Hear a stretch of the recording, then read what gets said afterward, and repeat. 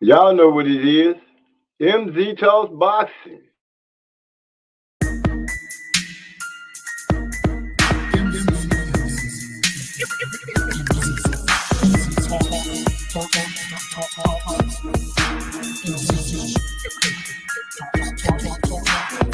Let me make this abundantly clear.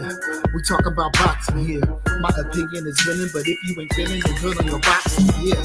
It's been no headshot sting. So do these body blows that I bring. You wanted the big step to the ring. Let's go to the toe to the final bell ring. MZ Talks Boxing. Yeah.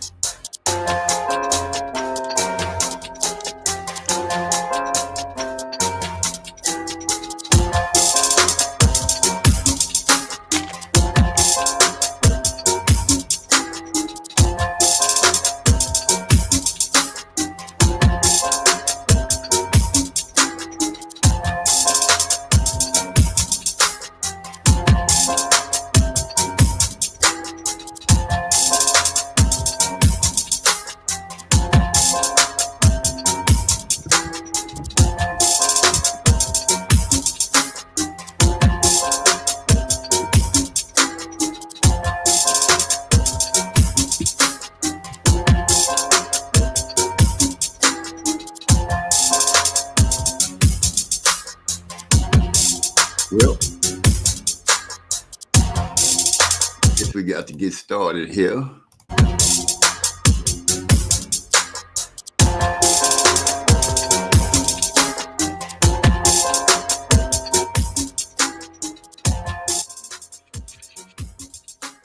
Welcome to another episode of MZ Talks Boxing. I'm your host, MZ, and we're going to talk about it. Cut the music. Cut the music, man, damn. I did. Welcome to another episode of MZ Talks Boxing, which we had a good weekend of boxing last week, I believe. We got some crazy rumors and stuff popping up in boxing as well. Whole fiasco, which I'm just now coming across with Claressa Shields getting put down on her butt in the ring with a guy. Now, this done turned into a big mess. I'm hearing about some kind of padding been taken out the glove and all that. I'm going to only spend a few minutes on that. Y'all got to forgive my little rattling in the background. I'm going to only spend a few minutes on that. I don't believe that we have to do a lot of talking about it. And I think Sis is just making a lot of noise about it. Really, I think getting knocked down and people them showing it is more of a hurt to her ego than anything. But we're gonna go ahead and put everything out on the table, see how the family feel about it, see what everybody got to say about the way things went down, and get your opinions on some good boxing. Beatrice, I can't remember her last name, terrible, but she showed in her boxing match that she got skills. She has skills. She looks the part, and I want to see how far she's gonna go. Also, I want to bring up the fact about Andy Cruz. Oh my goodness, this dude put on such a good performance. I was mind boggled on the cool. I was like, wow, this dude, he looks to be like he's gonna be some trouble. They trying to move him on the fast track because he got, I think he about Tank's age, but he made a hell of a showing in his second fight. Salute to Gil Coles. Gil Coles in the house. My brother, what's going down with you? And congratulations. I see you took me out the box. You got me by a few points. I can't even say nothing about it. Congratulations to you. You went on and handled your business, held me back, kept me from getting on top of you and pause. Kept me from going ahead and taking that victory. But hey, it is what it is. We having fun. We doing our thing and everything like that. And I'm going to try to give everybody a few minutes to get in and then we just gonna cut loose and open up. But Gil, what was your favorite fight to see this? What was your favorite fight last weekend? Out of what you saw, who did you enjoy watching? That's what I want to know. I want to know who you guys enjoy watching the most. Did Devin Haney turn a corner in boxing? Now, I'm looking at the way he and Bill, or should I say, I'm looking at the way Bill Haney has been moving. I know a lot of people don't like Bill. They say he's getting on their nerves and everything. But I was sitting back and I was just looking at the way they've been moving, Devin. And I think really that they're taking the page out of the Mayweather's book. I almost feel like Bill is trying to put Devin in a position where he could be hated. You know, he's gonna have his fans, but I think they're trying to build up the hate, make him into what people consider the bad guy to get him in the ring. Ramirez and Espinoza was the best fight to me, says Gil Coles. Okay. I'm trying to remember. Did I see that fight? You're gonna have to remind me of the first names, and then I know if I saw that. I remember if I saw that fight. But that was the best fight to you. So did you see the Andy Cruz fight? Let me see. Hyphy in the house. What's up, bro? Glad to see you make it through. He say Bill been dissing the crap out of Terrence and Floyd. They really on the road. Gil Cole said Haney did very good against Prograis. Haney did exactly pretty much what he said he was going to do against Prograis. He took away his best weapon, showed that his skills were far above Prograis. No argument on that. He his footwork and everything showed that Prograis, I believe the word was used that he's an overachiever. That's by one of our own loved brothers who had said that a few months ago. And it really showed up in this fight. Haney was able to pretty much do everything he wanted to do with Regis in that fight. The shocker, I'm sure, was a shock to everybody that he dropped Regis. Not only did he drop him, he caught him again later on in the fight and staggered him again, which would bring up the point why we would always say, for them to say that this man has no punching power, nobody's just walking through him and doing what they want to do. At least we haven't seen that yet. Now, I know Bill Haney been on the road dissing people, but I did not know that he had dissed Terrence and Floyd. I missed that totally, Hyphy. I missed that totally. So if let me know what it is I missed and what he dissed him about. But as far as talking about Tank, I see he been all over Tank, talking about hit him in the mouth and make him shut up about Tank. I don't know how they're gonna do that, seeing that Tank and gave us a situation saying that he don't feel too good at 140. He don't want to really mess around at 140. Devin is at 140 and still calling that man's name. And I don't know, but it might come to a point where Tank might have to just go ahead and answer that call. He may have to just answer the call. But like I said, I don't know exactly what he said, but what I do know is that he went out there and pretty much controlled Regis Prograis the whole fight from round 1 to round 12. He just controlled him the whole fight, pivoted on him, turning on him, ducking up under his punches. He made Regis look slow. He made Regis look at least a step slow. And when I say a step, I mean a step. He also showed me a difference between the way he made Regis miss him and the way Shakur Stevens was making the I can't even remember that guy's name, how he was stepping back on him. The difference was Haney was able to step back and still snipe off shots, and where Shakur had stepped back so far, he wasn't able to do anything to send anything back. Hyphy says Bill and Devin is fighter of the year over Terrence, and his performance over Regis was more impressive because Terrence beat a weight drained fighter. Bill a great promoter of his fighter. Yeah, I'll give Bill I give Bill the bells and whistles when it comes down to promoting and talking about his fighter. He's doing a heck of a job. Like I said, I'm thinking that they're kind of taking a little page out of the Mayweather's book and maybe trying to fit Devin for the bad guy role, where he can get where people will be interested in seeing him lose. And if they can get that rolling, they can get that idea rolling and that notion rolling where they got people paying to see Devin lose as well as people paying to see Devin win. Then that's in my opinion, that's where you want to be. That's exactly where you want your name to be and how you want your name to ring. Now, I could be wrong, but in my opinion, that is a good formula to get his son liked, get his fighter liked, recognized and known by what's the word we like to use? We use against the casual fans. Now, I could be wrong, and that might not be what they're doing. But to me, that's what I'm noticing. That's what I'm seeing, the way they moving, the way they're doing, the things that they saying.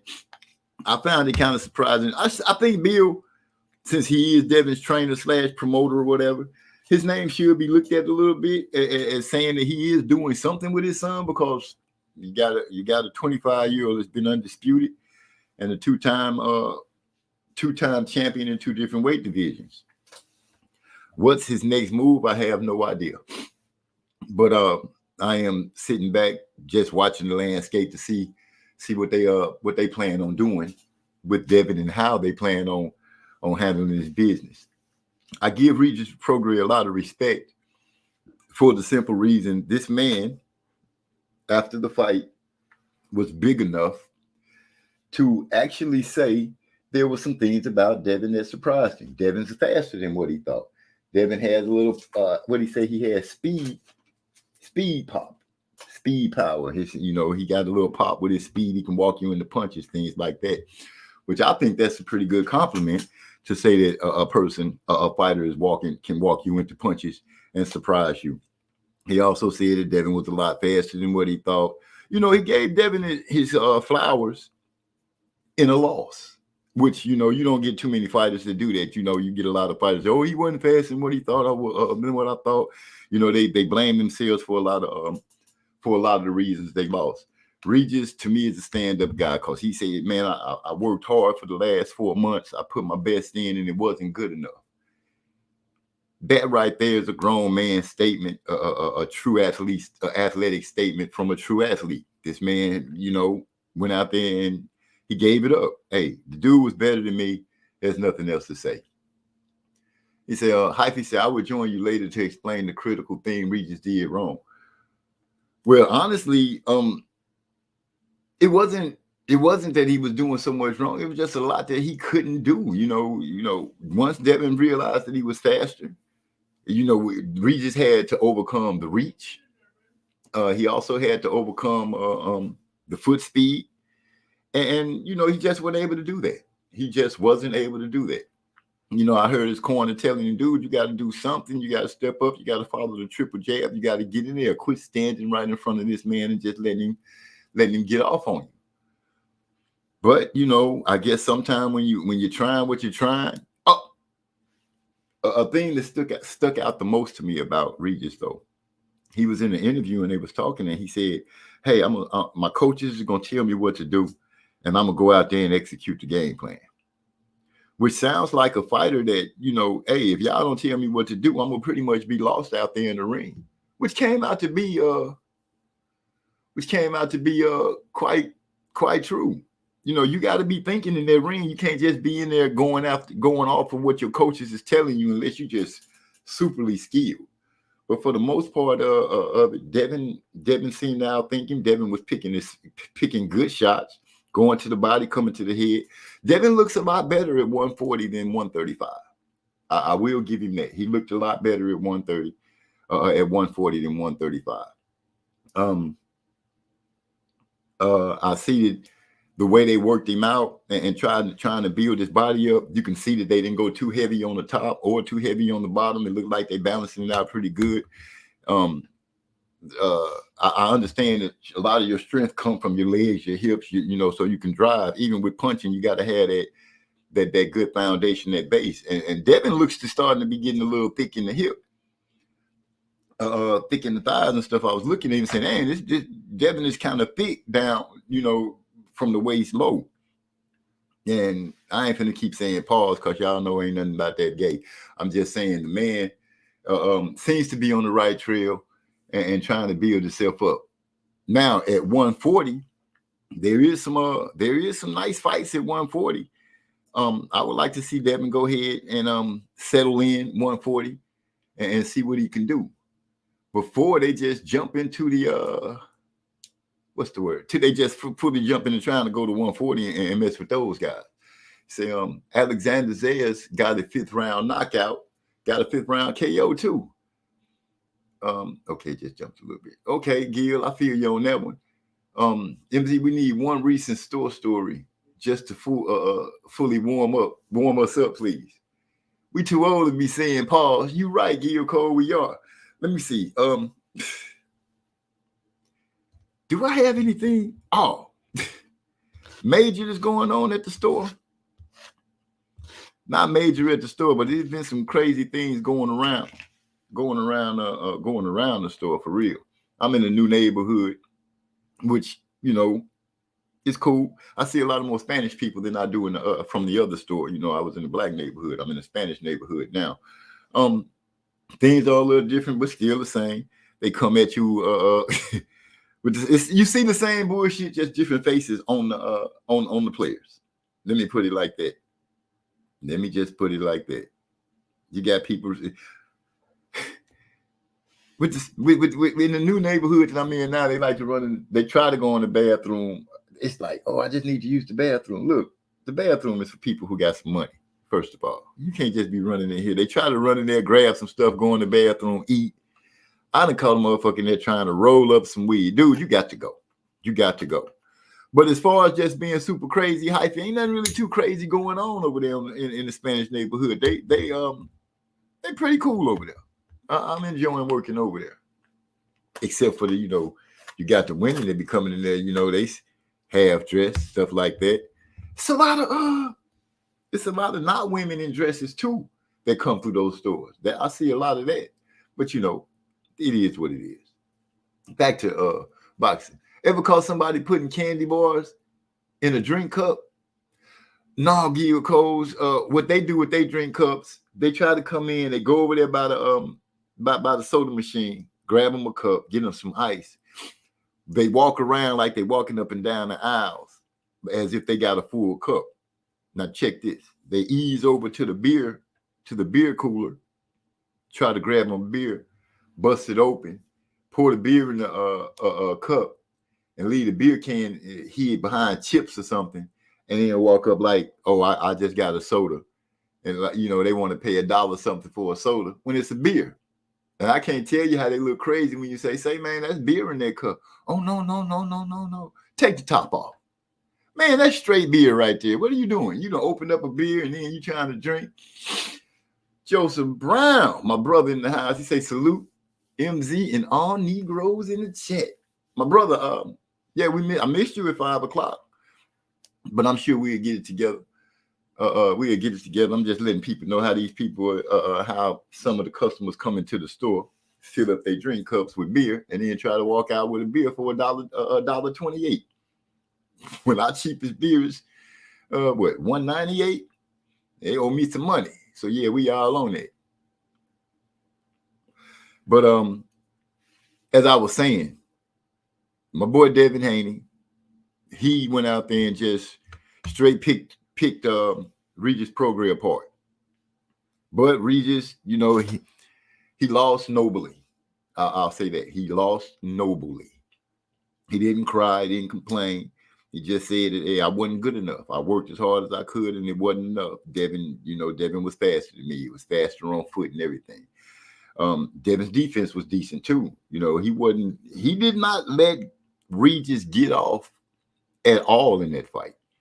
Regis had his hands tied, man. It was nothing he could do. He was fighting an uphill battle the whole time, but he did not give up. He kept swinging, catching a lot of air, but he kept swinging. We've seen fighters go out there and just give it up, but no, this man kept fighting. He got marked up pretty good too. you know, Devin could actually walk away and say, I did everything I said I was going to do except stop the man. And to key on that, when Devin did hurt Regis, he didn't run up on him and try to get him out of there, which plays into a podcast that I saw Devin on. It's called Connect the Dots, if you guys haven't seen it. But he was on there, and you know, and they asked him about when you hurt somebody, you know, I'm paraphrasing, when you hurt somebody, you know, why you just don't run up on them and stuff like that. And Devin said, you know, a hurt fighter is a dangerous fighter. A hurt fighter starts swinging and trying to protect himself, which lets you know that Devin is conscious of getting somebody hurt, but he's not going to run up on him. Was it Linares that Devin was exchanging with who sent him to the corner a little drunk? I believe that was the guy. And Devin learned a lesson from that fight. So I believe that in the future to come, if Devin hurts somebody, unless he's really sure that he got him, I don't think he's going to be just trying to put him away. He's gonna stick to the game plan, work the game plan, and go to the judges with the best amount of points he can. What's the word? The killer instinct. That part, you know, that part is not bubbling up out of him yet, in my opinion. You know, once he gets him hurt, he doesn't jump on him. He don't jump on him like a starving man on a Christmas ham. I got that from Remember the Titans. But other than that, the man made a great showing in the fight. You know, regardless of how you might feel about Devin's dad or even Devin, you can't take away from his performance against Regis Prograis.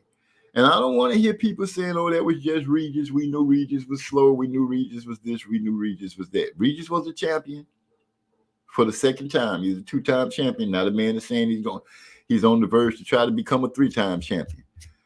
Following in the footsteps of Ali. I'm saying that because, you know, Ali was a three-time champion, undisputed heavyweight, you know, but it's a difference. I feel what Regis trying to say. He's not trying to lay it down and not get back on the top. So I wish him the best of luck. You know, he on the wrong side of 30, but, you know, I'm going to give the man a chance to see if he can pull it off again. I'm not going to throw him away. Did Edwin De Los Santos lose the battle? But Shakur, Edwin De Los Santos lost the battle, but Shakur lost the war. He has zero positive praise at the moment. That's true, Hyphy. I'll agree with you on that. He has zero positive praise at the moment. And because Devin did so well, in my opinion, against Regis, that just puts more of a stain against Shakur Stevenson. Shakur Stevenson gonna have to come back and have a hell of a showing in his next fight. He's gonna have to come out and put out a massive ass whooping. He might even have to put somebody to sleep. But right now, if we're looking at the landscape and the way the performances that have shown up out of the smaller guys from 140 to 135, the four kings, I think some of them are going to start losing their start losing their crowns. Say, folks keep calling him pillow fisted. Folks don't learn once they label a fighter that said fighter ends up hurting his next opponent. This is true. Say M mother loving MZ. We back. Yeah, baby, we ain't never been going nowhere. You know what I'm saying? We always been here. Always been here. You're right, Joseph Brown. Every time pretty much that I've heard one fighter say to said other fighter, you pillow fisted, you can't hurt, you know, you don't do nothing. It ends up turning into a bad situation. Dare I say, first fighter that I remember saying it, Deontay Wilder to Tyson Fury. Then he went out there and got mauled by Tyson Fury. Regis Prograis did say to Devin, you know, you got no power. You got no, there ain't nothing you can do to hurt me. You ain't nothing you can do to hurt me. Well, we saw not only was he able to drop Regis, you know, he was able to stagger Regis a second time. So it is what it is. He said, I've been missing shows. No, you haven't been missing shows. You two not tripping. I wasn't on last week because I ended up being at work. So, yeah, you didn't miss anything. It's just that I wasn't here. But as I was saying, that pillow-fisted conversation that these fighters are having, They might want to stop doing that. You might want to. How you gonna be a boxer and have no power at all? Now I just don't think. I don't see that as being feasible. You out there embarrassing the other fighter by telling him he can't hurt nothing. Fight his way out of a wet paper bag and stuff like that, and then you go out there and get totally dealt with, and it's gonna make people ask the question, dude, if the man have no power, why didn't you step to him more? Why didn't you get to him and beat him up? Cause skills pay the bills. You just can't have power and think that you're gonna just keep on rolling through the whole division, rolling through every combatant that you step in the ring with, because at some point you're gonna run against somebody who has talent and they work hard at it, and they're gonna whoop your ass. Simple and plain as I can't put it any simpler or plainer. Damn it, I'm doing it totally wrong. So, with that being said, I'm gonna say congratulations, Devin Haney, for going out there whooping on Regis Prograis. Now, who's gonna be the next one to step up?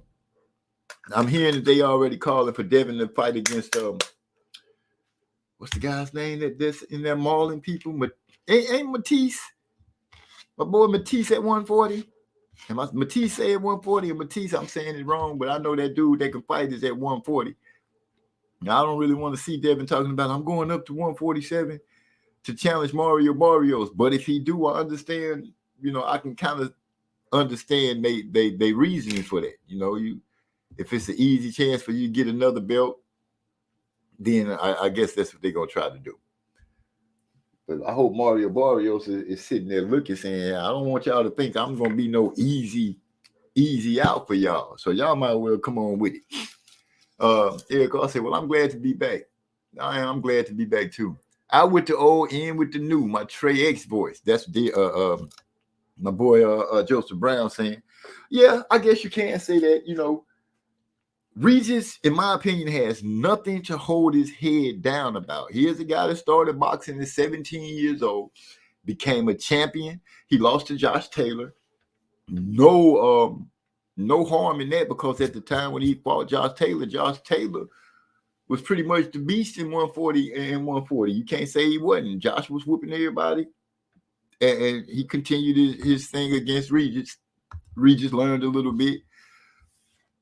And got back, licked his wounds, got back on the horse, and became champion again. Can he pull it off for the third time? I have no idea. I don't know. I won't doubt the man. If they give him the chance, he might be able to pull it off. But right now, Devin Haney's train is rolling pretty good. I know a lot of people say he's not from San Francisco and everything. I don't know how the ticket sales went, but from what they saying, they sold the place out.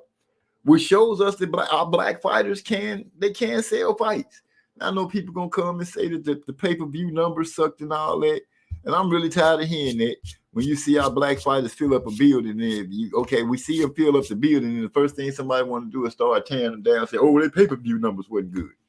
Sit your mystical ass down when it comes to these numbers, because half of these cats can't even count to 10, but they want to tell you how many millions.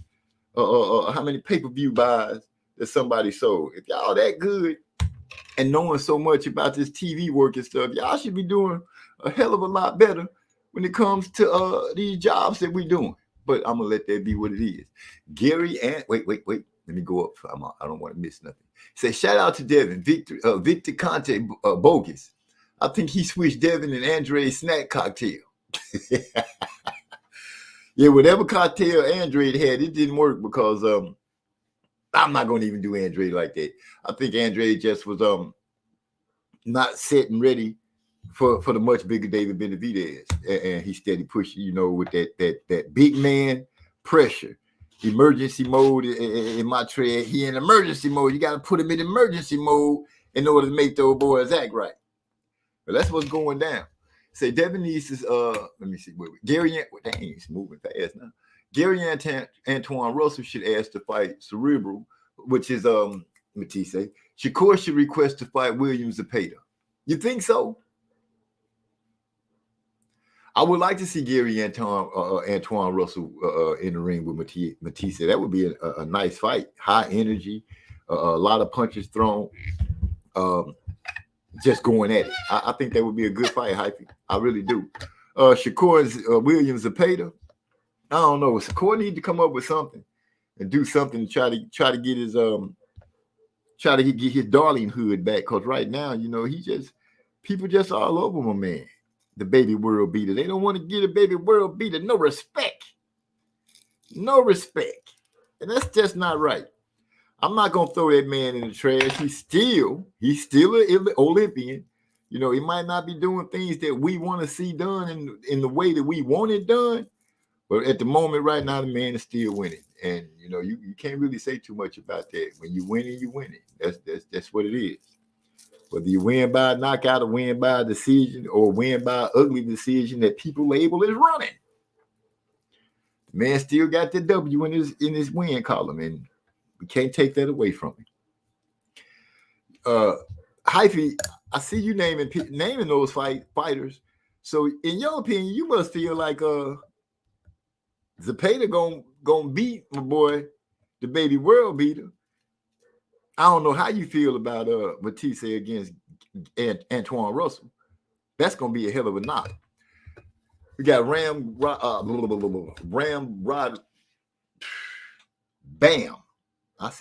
Bam Rodriguez coming up in a few days. I seen Chris Colbert, and I was looking at him earlier today. He was out there beating the brakes off of somebody. He got some good punches in and everything like that, but old dude just seemed like he was too slow for Chris. So, you know, it is what it is. Kind of like Regis being too slow for Devin. Just, you know, you got caught in the wrong spot at the wrong time. You thought you had a victory and it just wasn't there for you. Okay, now I got my little table set up, smoothed out. Yeah. Let me see. Congratulations. D-Lo in the house. What's up, D-Lo? Haven't heard from my brother in a minute, man. Glad to see you still around. No, it was an old fight that I was looking at with Chris Colbert. He didn't fight. Wait a minute. I might be tripping, but I could have swore he was on that list. No, I ain't gonna go back and look for it. But what was I saying? Oh yeah, what's up to my boy, my fighter? My fighter is Haney, not Shakur. Haney. Okay. My boy D-Lo had thought that Regis was gonna stop Haney. I think he told me in round 7. I didn't see, unless Haney had went out there and just stood still and languished on the ropes and fell into a corner and couldn't fight. I really did not see Regis getting a knockout victory over Devin. I did not see, all truth be told, I did not see Devin dropping Regis. You know, so I was surprised. I was surprised to see Regis hit the floor. I was like, damn. It almost, to be real, it almost reminded me of the way Earl fell down. I was like, damn, I'm you know, it was a shocker. I just didn't see it coming. But that's what make the fights interesting and worth seeing is when you see something that you didn't expect. I expected Devin to outbox Regis, but I didn't expect him to outbox him to a unanimous decision. I didn't see that. I thought Regis would get off a little bit in the fight and make Haney know that he was there and stuff like that. Like he likes to say, you know, when you in the ring with me, you know you've been in the ring with me. I changed fighters. Well, you didn't do anything to change Devin except make people realize that he was much better than you. Much, much better than you. So let me get this straight, Hyphy. You are not Shakur no more. You are now Haney. Okay. You're going to have to come in here and talk to me about that. But I still sit. I'm gonna be honest. Shakur have lost a little stock on my rating when it comes to him, Ryan, Tank, and Devin, but not too much.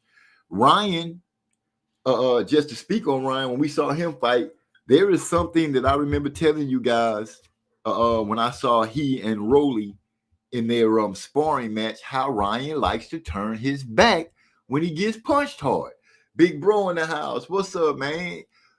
My boy Ernest Davis, as y'all like to call him, Manny Draperlin. Texas Timbo is my boy Trey X would call him. glad you in the house, bro. Glad you in the house. Everybody, he said, hope everybody good out there. I'm pretty sure everybody is. At least I'm hoping so too. Hoping everybody in great health, not just good health, but great health. And I'm hoping for those of you that celebrate Christmas, I know everybody doesn't. I hope that this holiday season has been a good one for you, and you know you're able to make your family members happy and your babies, nephews, nieces, whatever you got, whoever you got that you might be buying presents for. I hope that you're blessed to have the money you need to make everything right. Let me see. They've been reading with the sense that Buddy Ryan era ain't going nowhere. Okay. As I was saying, Ryan Garcia to me, and I know you guys saw when he had that fight, how he likes to turn his back. Damn near turn all the way around from the guy that's attacking. And that's the same thing that I saw him doing in his sparring session against Rolly, which also lets me know why Rolly is so confident that he'll beat Ryan up, because he feels like Ryan is scared of him. That's my opinion. I could be wrong, and I could be reading it. I could be reading the tea leaves totally wrong. But from what I'm seeing, and he's done it in more than one fight, he kind of turned his back against Tank. And in his last fight that he was fighting, he kind of turned his back against that guy. The man, I know y'all say it was a raggedy shoulder roll, but really, I think the man just don't like to get hit. Once you hit him, once you show him that you can get to him and you got a little pop to yourself, he'll turn his back on you. And somebody gonna have to take advantage of that when he start turning around like that. One of these fighters is gonna make him pay for that. So I hope he get it together, get it straight, and realize you gonna get punched. And the punch gonna hurt or not hurt regardless, but turning your back is not the thing to do. So, yeah, I think he's gonna lose. He'll end up losing some points on the 4 king scale when it comes to he, Devin, Tank, and Shakur. Right now, I think Shakur's stock has dropped a little bit. Ryan's stock has dropped a little bit. Ryan is trying to grow his back up. Devin right now is on a trajectory that's just going up. And Tank is, if they don't get it going soon, Tank will be just spinning in one spot, and those guys will have the chance to either pass him up or end up falling up under him. It just depends. That boy Ryan Falk can punch like a mule. Had old boy had the wrong game plan, he should have been attacking the body first to drop them hands. But then he could have had came upstairs and pulled off the upset. Yeah, Ryan's still fast. Let's not get that. Let's not make a mistake with that. I'm just saying that when the pressure gets on him, he turns around backwards. I think if he had to start stabbing at Ryan's body, it could have affected a lot better. Like you said, it would have caused Ryan to bring his hands down. But Ryan still turns his back. Eric Goss said that's the California seashell. That's Ryan's start. That's what not the California seashell. Wow. Either way, it's some ugly defense, man. I'm going to just be honest. It's some ugly defense. And I don't see it standing the test of time when it comes to a truly skilled fighter. It's going to cause him a lot of problems.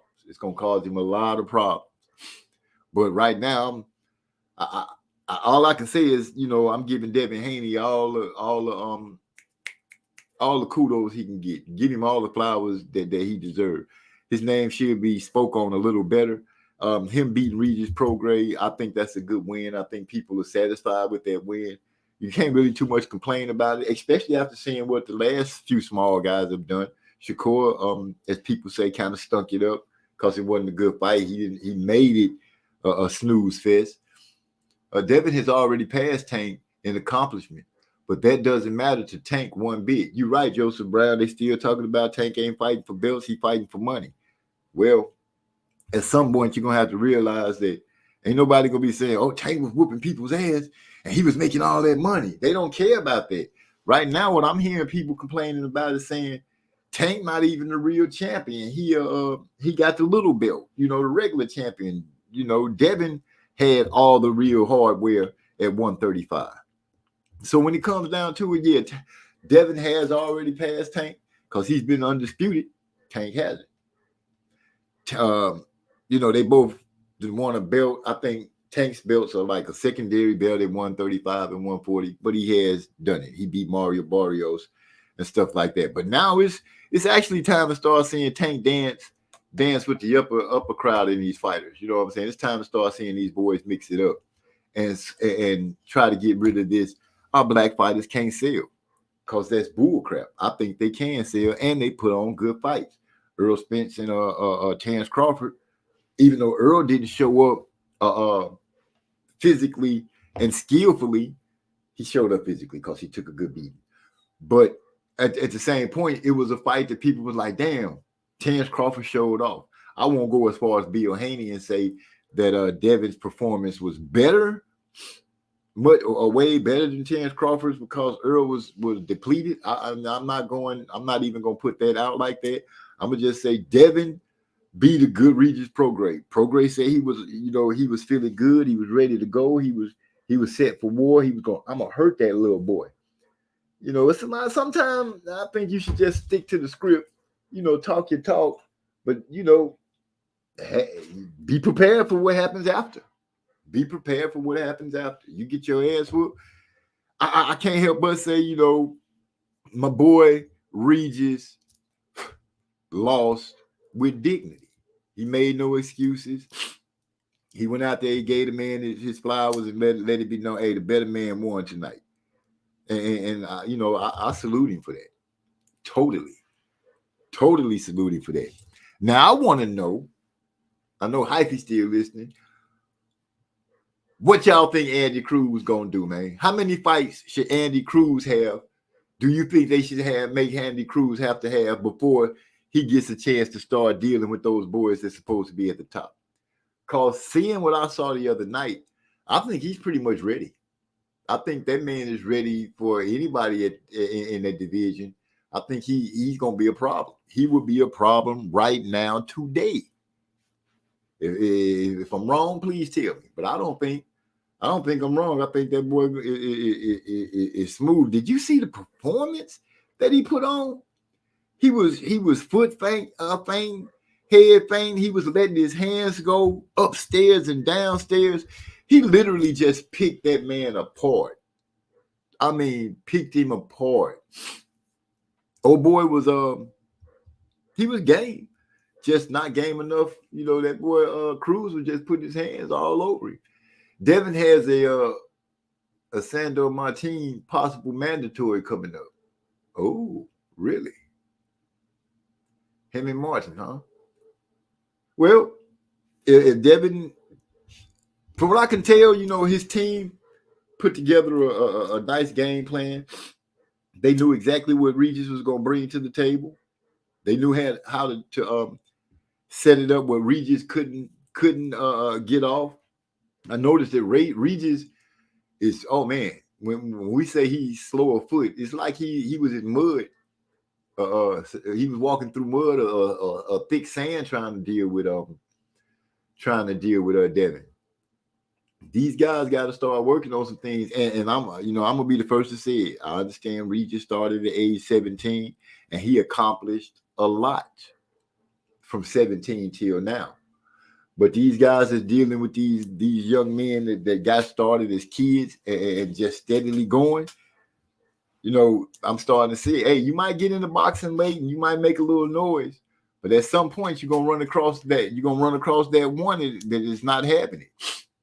And that's simply what's been breaking down lately.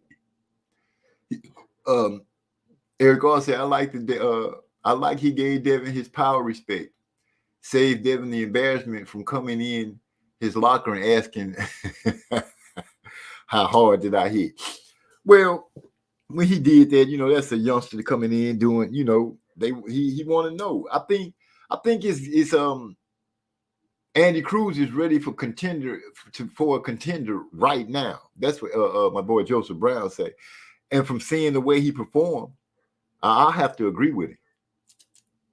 The question is, who's going to be brave enough to say, forget it, I'll step to Cruz, I'll fight him. Who's going to be that person? Who's going to be that? And some foolishness that I'm hearing, to me, is foolish. I can't remember who said it. because it just wasn't enough for me to roll on. To say that Devin should try to fight Boots now, I'm like, so you want him to, you know, have one fight at 140 and go straight to fight Boots? Wow. I don't know what they see in Devin to see him a monster like that.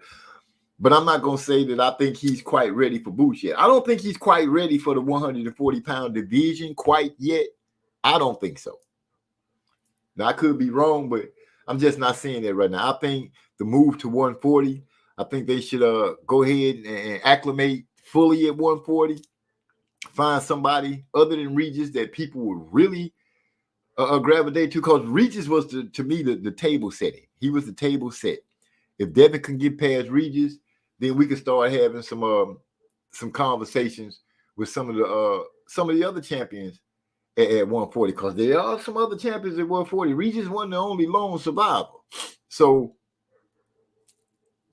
Devin, if you're fighting, if you ever hear MZ Talks Boxing, if you're fighting for legacy, now is the time to start aiming at these guys. To start aiming at excuse me. To start aiming at these guys who have names that people really respect. Forget calling out the old school Floyd Mayweather, tell Bill to leave that alone and start concentrating on what's going down. Because I don't think you want no smoke with Terrence Crawford. I'm just going to be real. I don't think you want no smoke with Terrence Crawford.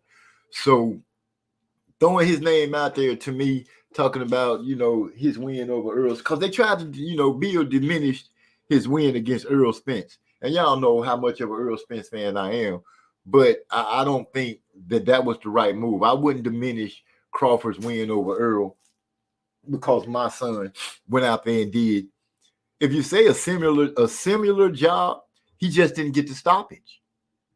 If you want to compare your son's greatness to somebody like Crawford, I'm not going to even say Mayweather. Your son is no Mayweather, nowhere near a Mayweather. Yes, he became undisputed for whatever reason Mayweather didn't want to be, but Crawford is undisputed twice.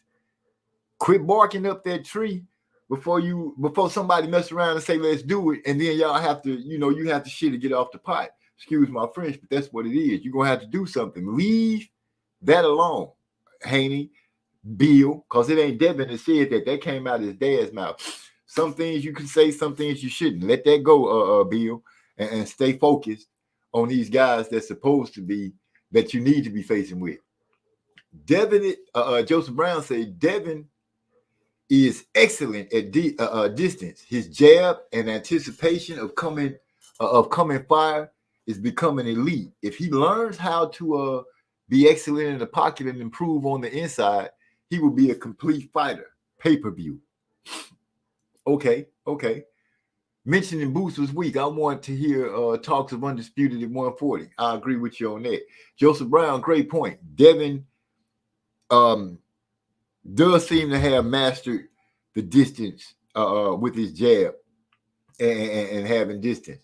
But something that shows sweet, that uppercut that he landed on Regis was nice. He found a perfect angle to shoot it up in there, and he got it up in there. Looking at him fighting Regis, you could actually see him picking his spots and see him picking where he wanted to go, getting in, dropping a couple of punches, getting out before Regis could swing a hook. To me, that's what you want to see your fighter do. You want to see him be able to get in, drop some punishment, get out, dodge some punishment. He was even able to duck up under a couple of the hooks. Looking at Devin's fight, really, he gave me a complete fight, in my opinion. I saw a complete fight in him. Something that we didn't see a lot of. He didn't do a lot of clinching. He did not do a lot of clinching where a lot of people say, oh, he clinched so much. He do all this hugging. Well, we didn't see a lot of that in this fight. We did not see a lot of that in this fight at all. He stayed off the ropes. He kept circling. He commanded the middle of the ring. Had Regis just missing and falling off balance, falling into the ropes. He put on a hell of a show, man. That's all I can say. He put on a hell of a show, and it's nobody that can come and say he didn't. They can attempt to, but I can only understand the only people that would do that would be over the board, over the top Tank fans and over the top Shakur fans, or over the top. I forgot all about Teofimo Lopez. Forgive me. There's a fight that because we haven't seen Tio fight any of the guys. The only two that we see fight is Tank and Ryan, and Tank and Rolly. The rest of these guys got to go ahead and start mixing it up. It's time for them to come together. But the weight classes are shifting. Tio and Devin are at 140. But instead of talking about going to 147 to mess with Mario Barrios or calling out Keith Thurman, y'all go and mess with that boy Tio. See what y'all can do. Or as Bill Haney would call him, Gordo. Go mess with Gordo and see what's going on with that. Let me see you snatch up a few. He said, ain't no over the top Shakur fan. Hyphy switched again. I feel you on that. Hyphy said it's all about Haney right now. Which I'm gonna wait for him to see what he got to say, because he said some things that Regis could have did. I really don't know what Regis could have done. You know what I'm saying? I really don't know what he could have done. Had better head movement, worked on his footwork a little better.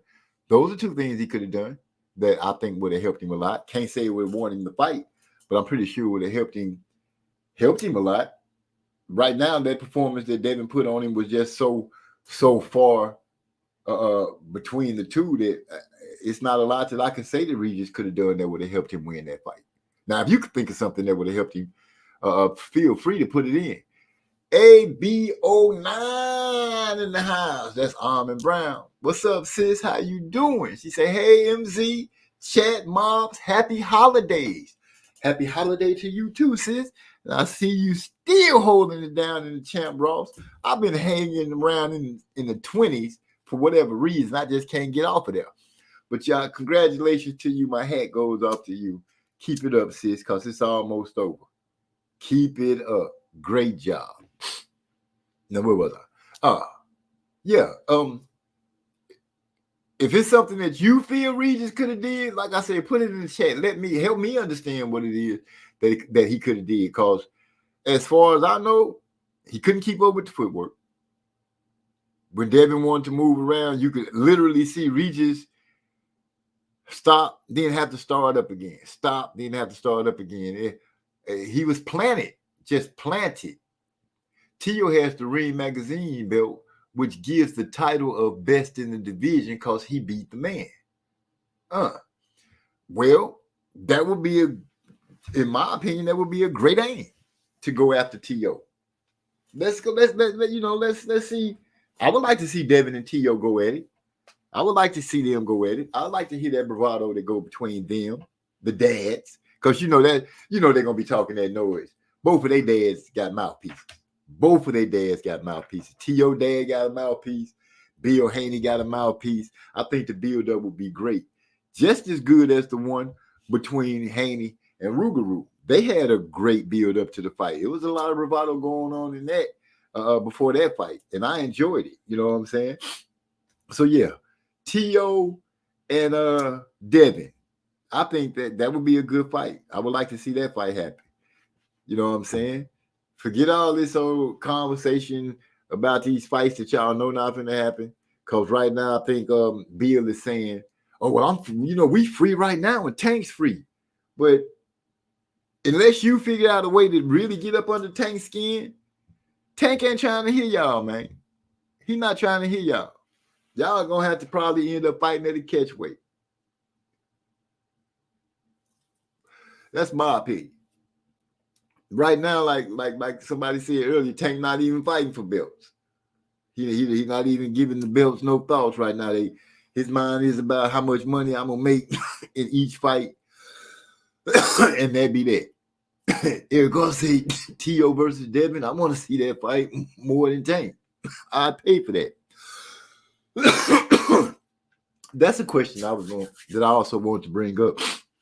Seeing that Showtime is about to be out of the business of boxing, where are we gonna get where the pay-per-view is gonna be showing up at? I know a lot of people don't mess with the Zone, but the Zone seem like they're trying to open their doors and get a lot of these fighters to come on in. Don't know. Did Al Heyman and PBC manage to lock down they stable and say, hey, we're going to take y'all over here and do this? I want to see where they're going to actually show up at. Is it going to be Paramount? I'm not for sure which what's the word I'm looking for? Which network is going to be taking them? But hey, it's boxing. Right now, we're going to have to find out what it is. Regis, Joseph Brown said, Regis isn't an inside fighter. And that's the style that can beat Haney. Pressure, strong inside fighter, hint, Matisse. Oh, whoo.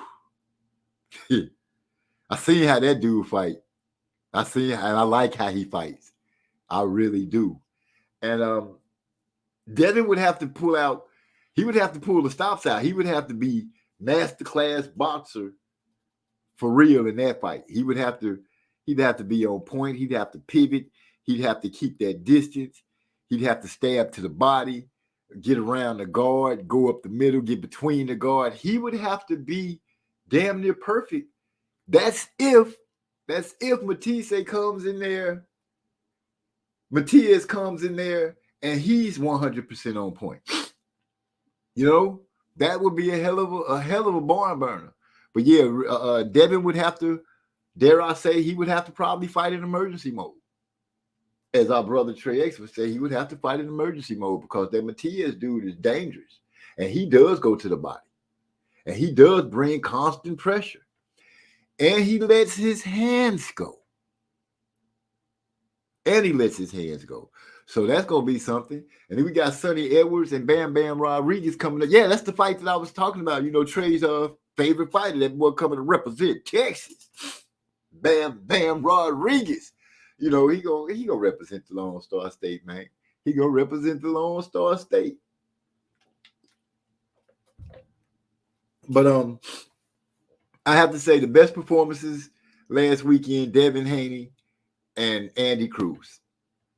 Andy Cruz just showed me that he's ready. He's ready. He's ready right now. And I'm looking forward to seeing him get a chance and knock heads against some of the top names. But the top names, dare I say, they stuff is starting to happen where the top names are starting to look not so top no more. You know, if they don't start fighting and moving correctly, the shine and the fire that they got up under them, they're gonna end up losing it. You know, it's only so many things a Tank fan can say of why he's not fighting the other top guys. Shakur, well, I'm gonna say his name last but Devin, T.O., you know, you still got those two floating around. That you talk that talk, but you know, ain't nobody really been real serious about making the fight. I don't want to hear y'all just calling these guys' names out just to be calling their names out. You can only say that somebody clout chasing for so long. Cruz versus Keyshawn. Wow. Gil Coles, that's a good one there. That's a good one. Cruz versus Keyshawn. Keyshawn will have to come out and be on point right out the gate. He's going to have to come out and be on point right out the gate. Because I think that boy Andy Cruz going to come out and be at it. That man Cruz was shooting punches from angles just to see the way he was going in and out with it, man. He was going in, pop, pop, pop, pop, bounce back out a little bit, faint, throw something, pop, pop, getting that man off balance, stepping to the side, catching him man, it was beautiful to watch. I was thoroughly impressed with the way he was boxing that, man. The way he was boxing was just beautiful. It was beautiful. I can't compare it to Terrence Crawford's beautiful performance because it was different, but kind of the same. He was putting hands on all over that man. That's what I mean by kind of the same. But it was beautiful, man, the way he was getting in and out. They already got some history on the amateurs. I know they got the images. I know they have the history from the amateurs. And you know, we done teased Keyshawn about that because that's the dude that was whooping up on him in the amateurs. You know what I'm saying? But, you know, let's give him the pro chance. Let's say Keyshawn a pro now. Andy a pro now. You know, maybe Keyshawn say, you know, what happened in the amateurs ain't going to happen in the pros. I'll put hands on Andy, man. Nobody's scared of Andy around here. Keyshawn Davis. I'm just paraphrasing and saying that might be what he want to say. Because you know he a boxer. He got some pride, and he ain't trying to hit this man who just came in, which is probably what we're gonna hear. He don't have enough fights yet. Let him get some fights up on his belt. Forget that. This is the trouble that you had in the amateurs. Go ahead, tell him, let's get it on. Go on, kick his butt right now if you got butt kicking in you. If not, then yeah, say we need to let him go ahead and grow a little bit. But if you let him grow too long, it's gonna be even that much more to have a problem. Hyphy say, Andy already slapped up Keyshawn 4 times and hurt him. I want to see Andy whoop on Shakur next. Oh, so you want Andy to go against Shakur? And Gil Cole said he want him against Keyshawn. I think, oh shit, is Andy a left-hander? I'm trying to remember by looking at it. He was switching and moving so much. I can't. If he a left-hander and he bringing some pop, you know, it's going to be a little different for Shakur. Well, I'm still waiting to see his next fight to see how different he attacks this orthodox opposed to a lefty. Joseph Brown said, Andy Cruz, we need to see him rank in the WBC so we can see him get at Shakur. We got another Shakur call out. Joseph Brown and my boy Hyphy. They both calling for my boy Andy Cruz to step in the ring against the baby world beater. Yeah, that's right. The baby world beater. Y'all know I gotta represent him the same way every time. So I'm not gonna change with my energy on how I feel about him. But Andy Cruz a hell of a fighter. You know, I like Andy. But y'all know I like the baby world beater too. I would have to sit back and mull it over of who I would think would win. I would want the best Shakur to show up.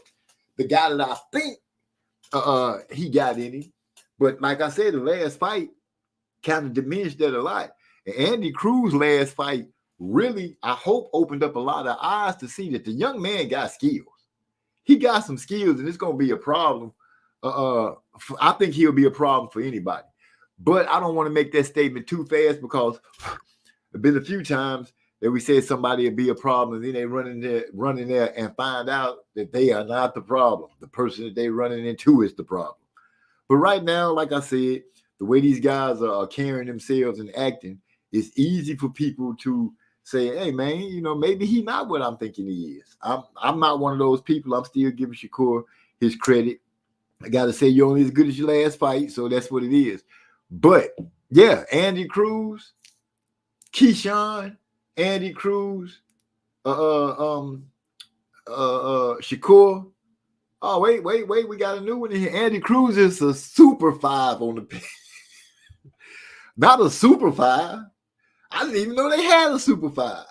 I know we had a bona fide, but a super better than a bona fide. You're going to have to help me out there. You're going to have to tell me. But either way, she high on the pedigree scale he is. Gil Cole said Keyshawn versus Frank then. Frank Martin? I don't even know what's going on with Frank right now, man. Things have been kind of quiet over there. It would be just lovely to wake up one day and all these fights be made and have dates and venues and all signed and nobody get hurt. And we could sit back and just enjoy fight after fight after fight. But it's not like that.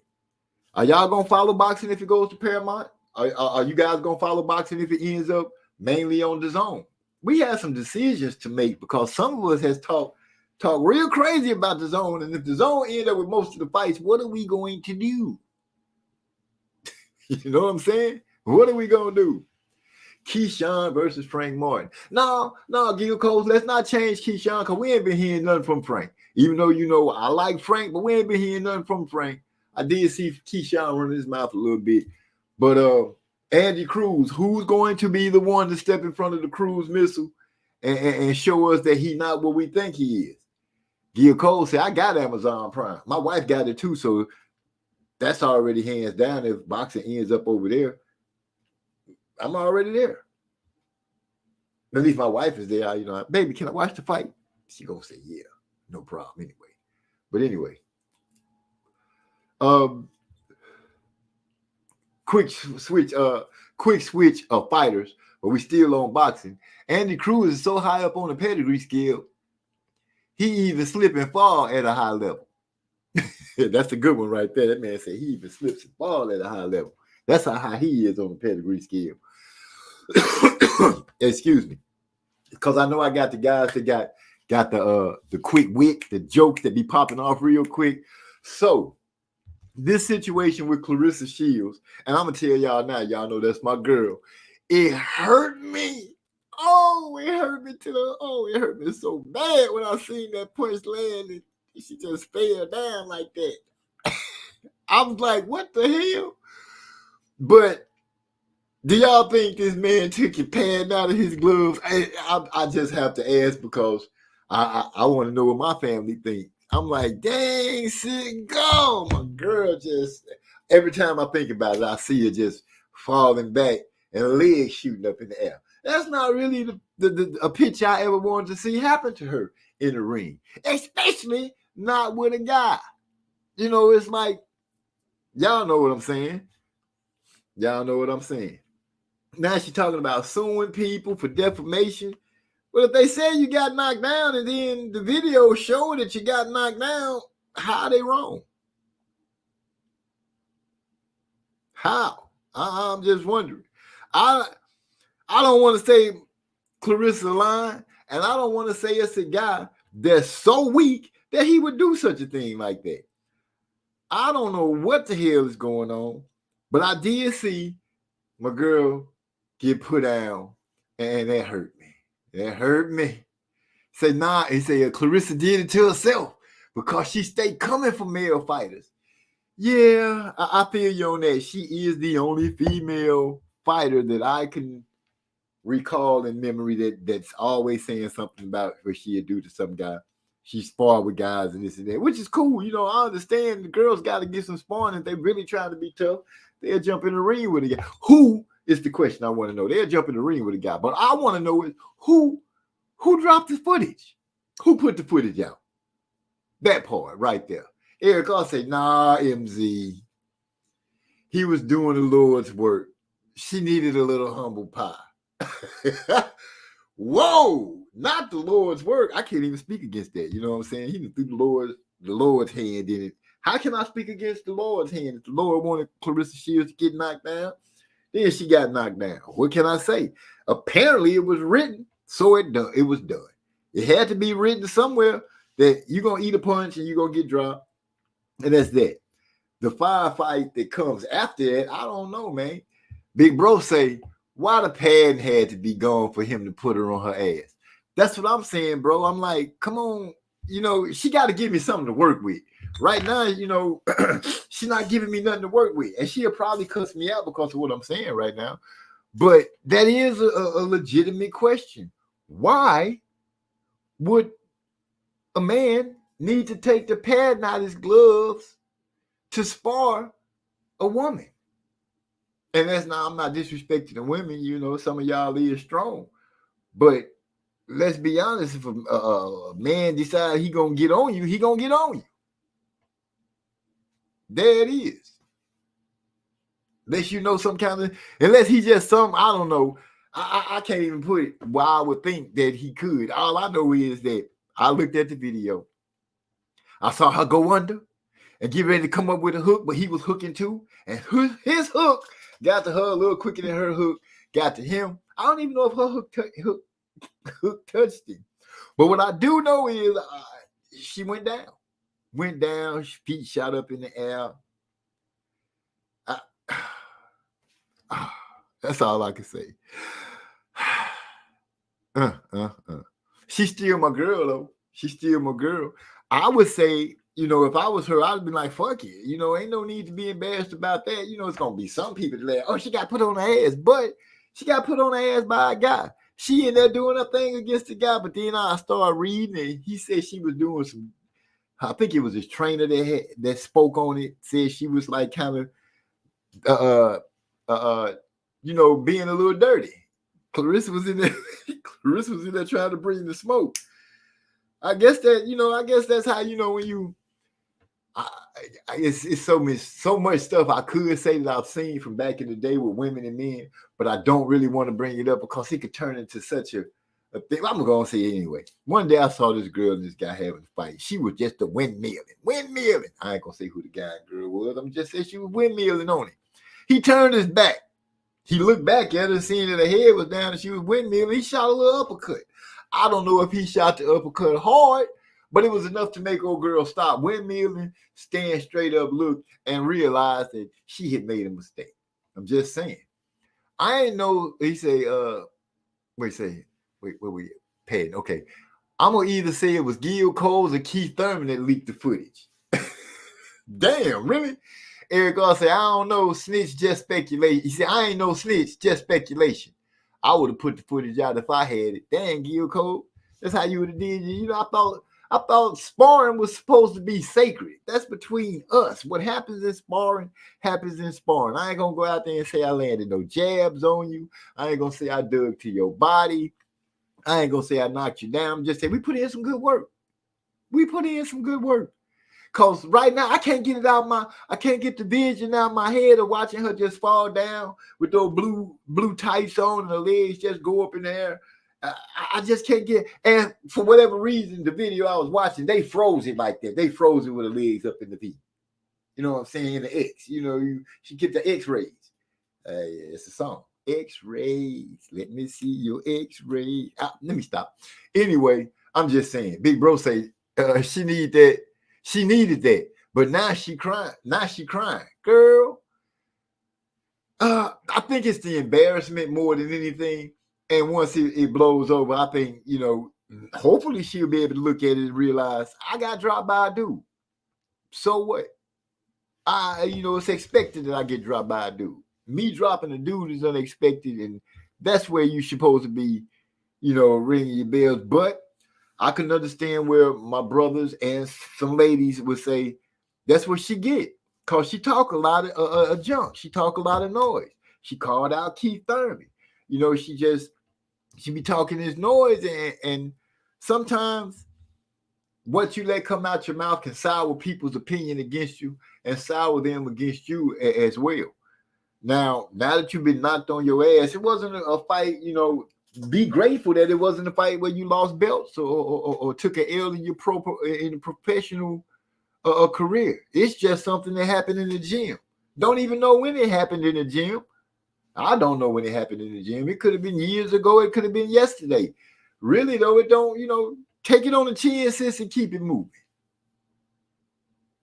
He said, I wouldn't want to be the fighter identified as the knocker downer. As the knockdowner. Why not?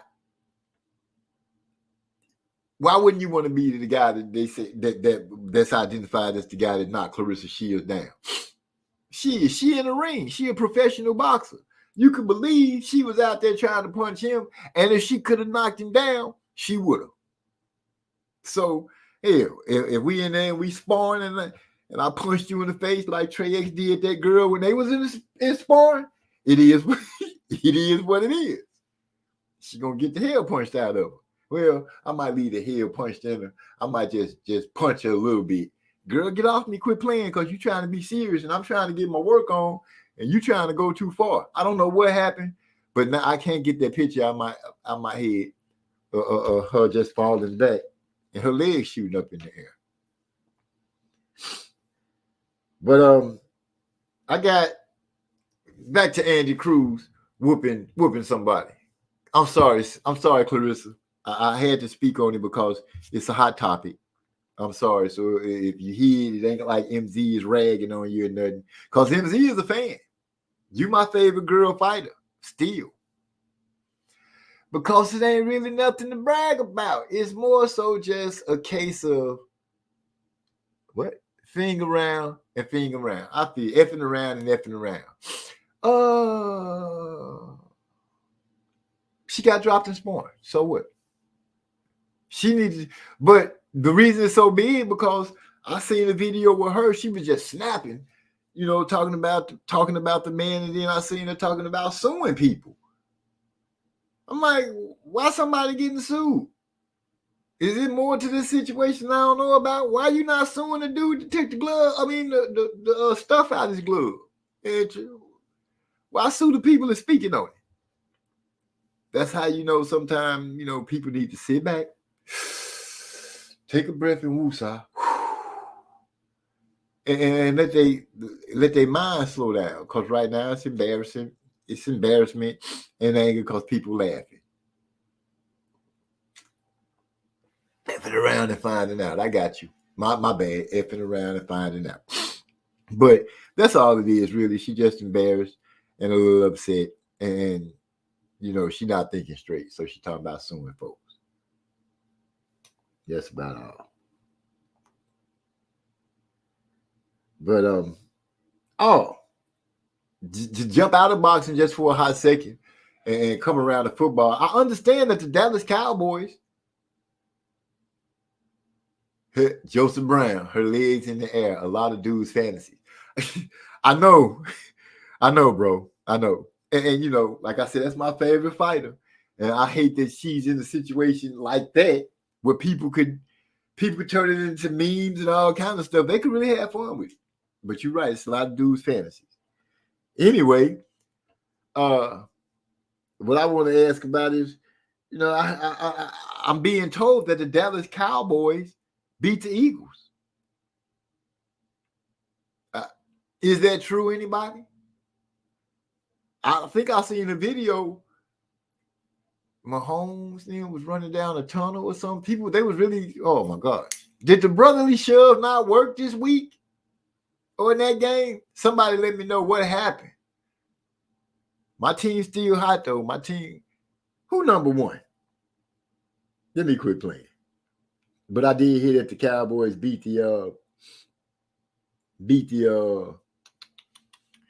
Eagles. So Keith Thurman is he saying that he want to fight Devin Haney now? See, that's something that Bill should want. Clarissa better bake a cake and fold some laundry before she talk about fighting the man. Well, I wouldn't say she had to make a cake and fold some laundry. I just tell her, leave the guys alone. Simple as that. Just leave the guys alone. You know, talk noise to your girls that's in your sport and leave the guys in their sport. You know, it make you, to some little girls, look like a badass. Ooh, she calling out the guys. But the real world, no, that's a no-no. Don't do that. Let it go. A broken clock is right twice a day. Dallas punched us in the mouth. It's all good. I understand that statement, a broken clock is right twice a day, but what they got to do with the Cowboys whooping on the Eagles? Because they beat them twice this year? That's what you're saying? Well, what if they meet again? What if some kind of way they end up in the playoffs and y'all meet? Do we want to test to see if the broken clock will be right on? Because that'll be a new day. I'm just asking. Hit me with something. Damn lighter. Okay.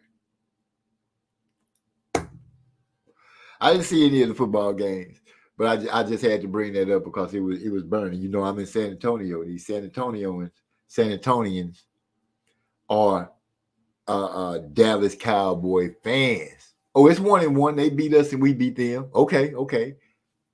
So the clock only been right once. Okay, I got you. Well, what happened though, Joe? You know, what happened?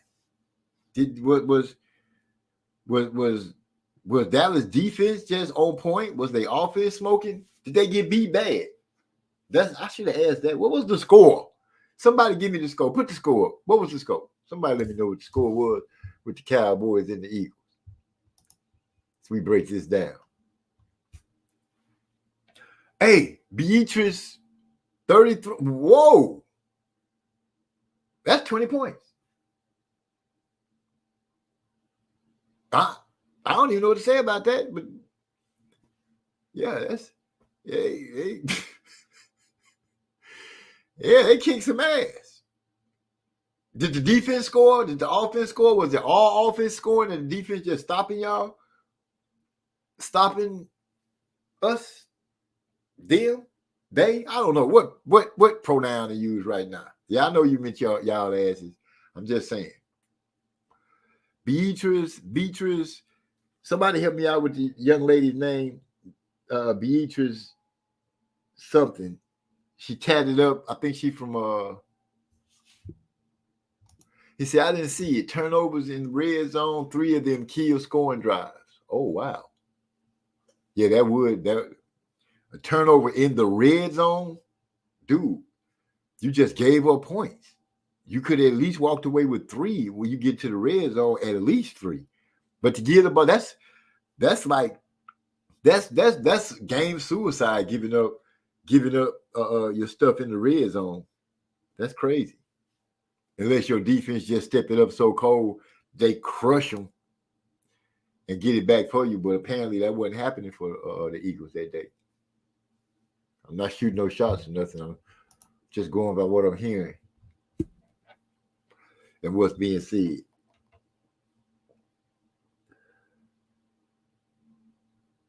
Dang. Let me see. Even Roley put on it. He said, I'm happy.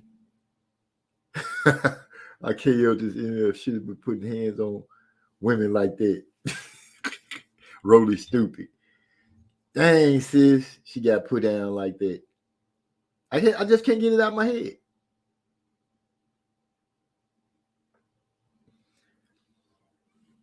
I don't even know. They didn't even show on the video if she even got up off the floor. Cox forced a fumble, and our rookie Jalen Carter took it to the house for 6. That's the only touchdown. 10-3. We went 4-2 in the 6-game gauntlet versus the NFL Murderers Row. But don't say that too loud because the Cowboys ain't on the Murderers Row. Are they? I don't know. I'm just asking. But who going to the Super Bowl? I want to know who's going to be in the Super Bowl so I can be prepared to watch that game. Because this the end of December. Yeah, this the end of December.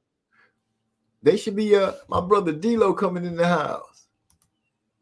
What's up, D-Lo? What's going on? What's good, man? What's good? Man, just chilling. Tripping on how Clarissa was on her back in the ring and that hell of a performance that I saw Andy Cruz put on. He put on a great performance as well as Devin Haney. So what's happening? Not much, man. I've been in and out and away from my phone. I figured I'd hop on, chop it up with you before I turn it in. I ain't know how long you're gonna be on. I ain't caught much because I've been on a call. But what were you talking about other than the Haney fight? You said you were talking about Shields.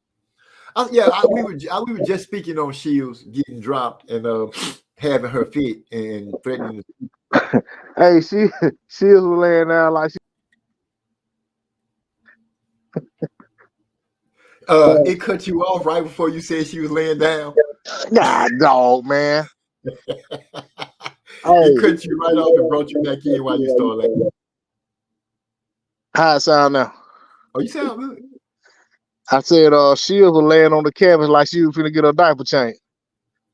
Wow. Don't do Champ like that, man. Don't do the GOAT like that. But it's just fun. It is what it is. Did you see Andy Cruz, man? No, I didn't, man. I was watching the ESPN card, man. Andy Cruz looked hella good. Hella good, man. He was faint. He was swift of his feet. He was punching from angles. He was letting his hands go completely. He outclassed the guy. Yeah, my only problem with Cruz, and it's nothing about him as fighting or nothing. Like I ain't even watch highlights of this one. My thing is, I feel like the dude should be fighting about every three or 4 weeks right now. You know what I'm saying? I mean, he just turned pro this year, and it's like I don't know how long it's been, but it seems like it's been about 4 months in between the 2 fights. About 4 months? Huh. Seemed like it. I mean, he had a fight. I thought he just fought not too long ago, though. I mean, the dude is a prospect, though, man. He just had one fight. I know he went straight to 8 rounders or 10 rounders, but it's like, But you gotta, I mean, you got a guy like that, you know what I'm saying, just coming into the game, man, he should be fighting, like every couple weeks, I'd say at least twice every 6 weeks or 6 to 8 weeks right now. I mean, maybe they just ain't got nobody for him to fight. I don't know. That could be it. My question was, Joseph Brown brought it up. He ready for a contender, and I'm like, how long is it going to be before they start trying to get him in the ring with the upper names? Cause and he like Tank's age. I ain't sure how old he is. I hadn't checked, but I mean, even if he's ready for a contender until he can get one, I mean, he's only gonna get sharper by getting guys. Because even the guy he fought the other night was a late replacement. The original opponent, ended up falling out for some reason. I think this guy was like an 11th hour replacement. The guy he fought the other night. Well, if that being the case, he did exactly what I would think he should have did. Went out there and demolished him. You're not supposed to be here. Yeah, I mean, and you never know with that situation, man. Sometimes, I mean, I'm impressed anytime a guy can go out there and lay waste to a guy that they didn't train for. I know it ain't always the best guy that shows up, but when you training for one type of fighter and then all of a sudden you get another guy, week or so out from the fight, and you got to kind of change your game plan, and you still can go out there and be effective and get the job done. I mean, that always impresses me because late replacement, they ain't got to be the best opponent to go out there and cause some problems. Exactly, because we have seen late replacements do exactly that. Right. So yeah, I give him points for being. I didn't know that guy was a late replacement. So yeah, to me that makes it a little better. I went out there and showed this dude wasn't the dude that was supposed to be here in the first place. So I'm gonna go ahead and whoop him real good and let y'all see that he's not ready. And I feel like he did that. Man, what you think about Robeisy Ramirez? I don't know if you spoke on it yet. I know you were watching the other card, but Robeisy Ramirez went out there and got that loss. I saw you picked it on the Champ Ross and got them points for it. Though you picked the upset. Should have got you some money. Should have got me some money. I'm always talking to my bet broker Trey. Yes, sir. So we making moves. They behind the scene. We making them. So is the Kane in the chat?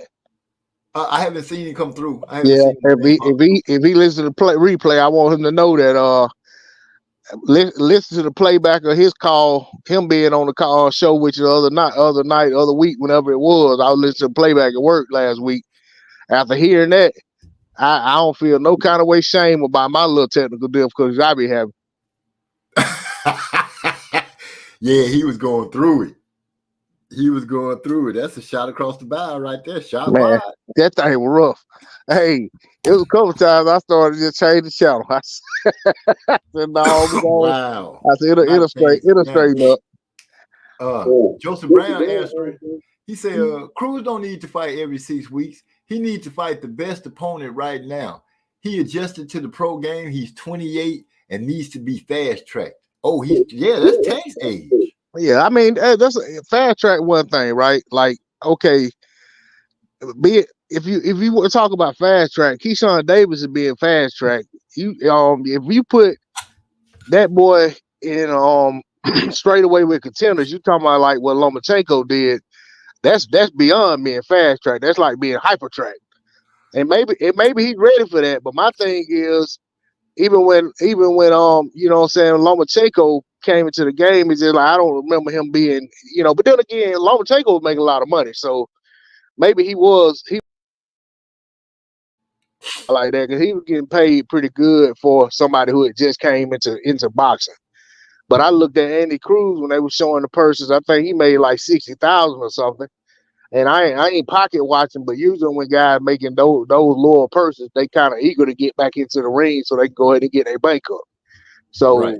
but of course, if he gets stepped up and fight somebody that we know of, that's a named contender or a former title holder or something like that, he'll make a lot more money. And then of course the frequencies, usually you see the frequency go down as the level of opponent goes up. So with the kind of guys he fight right now, I think he should be fighting one of those type guys. every 3 to 4 weeks. But you know what I'm saying? Because I just don't know that maybe Matchroom isn't in a position with the stable of fighters they have to actually get him a marquee type guy. I really have to look at the landscape, but just thinking about 135 and 140, which I think he's at 35, seems like most of the guys in those two classes are with Top Rank and PBC. And a lot of times, you know, it's kind of difficult to make those fights, even though I don't agree with it one bit. I've always hated the politics. And, you know, I feel like maybe that could be some of the hindrances that just can't put him in a position to get those guys. But I also feel like Eddie believes in him. Eddie thinks he's ready for the, you know, for the top guys, the way he's talking.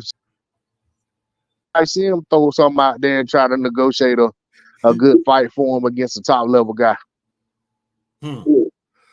Well, on the here tonight, the names that was brought up was Keyshawn against Andy, Shakur against Andy, and who was the other name? Shakur and Keyshawn for sure. Yeah, we had to look at the rankings, man. I just hadn't checked the rankings and shoot, man, probably about 3 weeks, to be honest with you. Rankings and see where he is in the rankings, because that determines who he can fight in a lot of cases, because a lot of these guys, especially like Shakur having a title now, he'd had to be ranked have a certain level of ranking in WBC.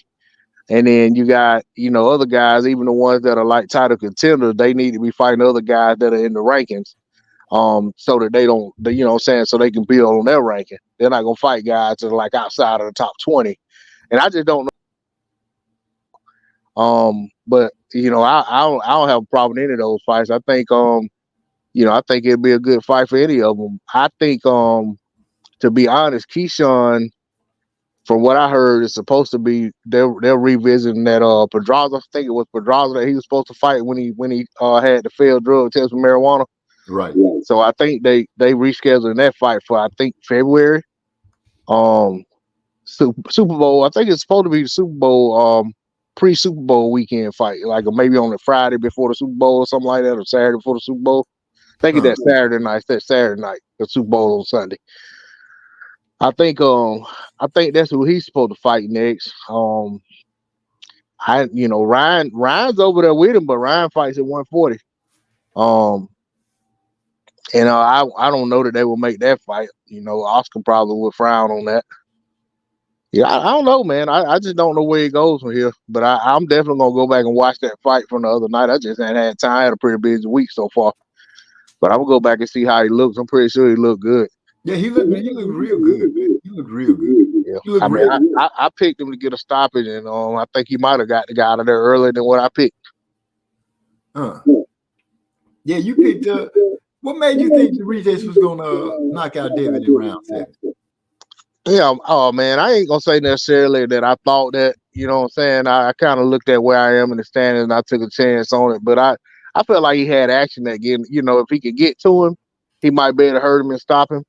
Thought Regis was a pretty decent finisher, but you know, he couldn't get no traction, you know, from what I'm hearing. I didn't see the fight, so I can't really speak on, you know, what actually played out versus what I thought, other than what I'm seeing on the stat sheet. You know what I'm saying? It looked like to me he never could, and based on the little highlights I seen, it looked like he never could actually get to Devin. Devin was controlling real estate, which was something that I felt like, you know, could be a problem.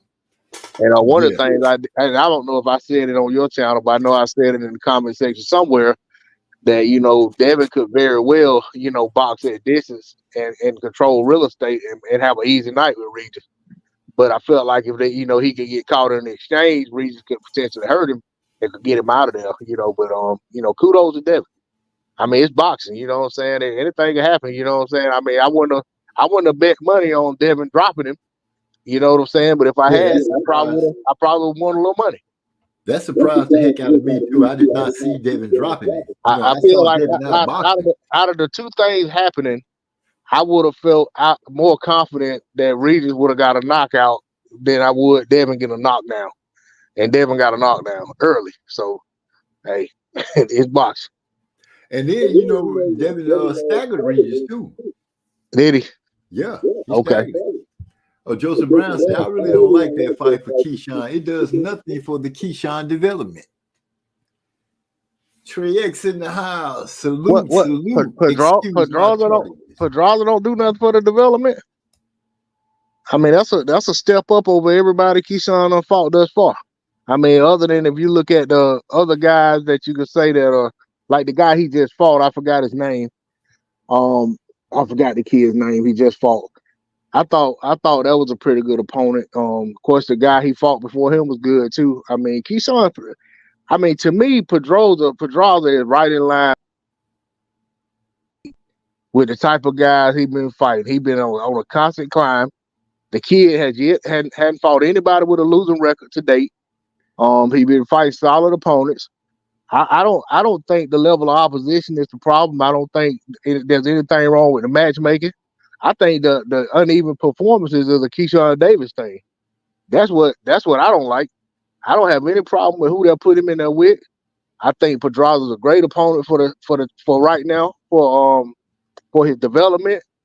But I wouldn't be surprised if he has another uneven performance that have you scratching your head and wondering, what is this guy really? Is he really gonna be, one of those guys, or is he gonna be, somebody who you could say, well, maybe at some point he might pick up a title. I don't, hate to take Trey X's words, but I'm looking at him too, and I'm not seeing the special fighter that Tim Bradley talks about. Not all the time. I see glimpses of it. Him, he seems like a guy that kind of loses focus in the middle of fights or something like that. But as far as like what the job they're doing with matchmaking him, I think it's damn near perfect. But his performances, at times he leaves something to be desired. I just feel like the kid, I feel like he's I don't know if he's in his own head or what the deal is, but I feel like he needs to go out there and consistently put on the type of performances that say he is who he say he is. Well, if he loses focus in fights, I don't know how they can correct that. But yeah, I mean, I'm not saying that's what it is. I'm saying I'm grasping that straw trying to figure out what it is. I mean, it could just very well be that, he's not as good as advertised. That could be the case. Or he just ain't there yet. Or he may never get there. I don't know. Or maybe he just there very well could be a situation where he needs a certain type of opponent in front of him to look spectacular or to bring out the best in him, whatever the case might be. But right now, based on what I've seen thus far, I just feel like, he leaves a little bit to be desired. Okay. Well, after what I saw with Andy Cruz the other night, I'm not desiring anything but to see him fight again. Yeah, me too, man. I ain't see the fight, but I've been waiting, and I hate that I missed it because I've been actually like checking, like when this guy gonna fight again? When this guy gonna fight again? Because I feel like too much time it went going by. And but like I said, I mean, it might have been hell. He might have fought 7 weeks ago. I don't know. It just seemed like to me that it's been a long time for a guy who just made his debut. I'm used to guys making their debut, and then they coming right back. You know what I'm saying? Like within like two to 3 months at the most. And maybe he is, but you know what I'm saying? It just seems like it's been longer. Could just be me. Right. There's so much been going on in boxing. That could be it. Yeah. Eric also said, I feel Regis' strength was actually a weakness versus Devin because they both mid-range fighters. Honestly, it wasn't just, I wouldn't say his strength was a weakness. He was just slower. He was slow. Devin was fast. Devin was on his point. He was on his point better than Regis was on his. Like Regis said, he worked hard for 4 months. Was it 4 months? He said it's 4. Yeah, 4 months. He said he worked hard, or 4 weeks, whatever it was that he worked hard. He said he did. He worked his ass off, and it just wasn't enough. It was one of those type of situations to me. Regis, his footwork has to be a hell of a lot better. A hell of a lot better. He he had a deficit as far as reach as well. You know what I'm saying? So mid-range fighting for him wasn't gonna work so good. I think the best thing, like Joseph Brown said, was, you know, Devin's biggest problem, if someone's gonna be able to present it to him, is gonna be somebody that can get on the inside and put their work in. Matias, you know, I believe Matias is that kind of fighter. That because he lets his hands go and he do get inside. Regis didn't use any head movement, man. He used a little bit, but the thing that he be doing is more like is his hands and gloves that he's moving than his head. You know, when you see it, you would say, nah, he really wasn't getting off the line. You know, he was prime ready, set for Devin to have the kind of performance that he had. And when Regis did get close, Devin was smart enough to pivot out and turn Regis and make him have to reset. He outboxed him all the way around.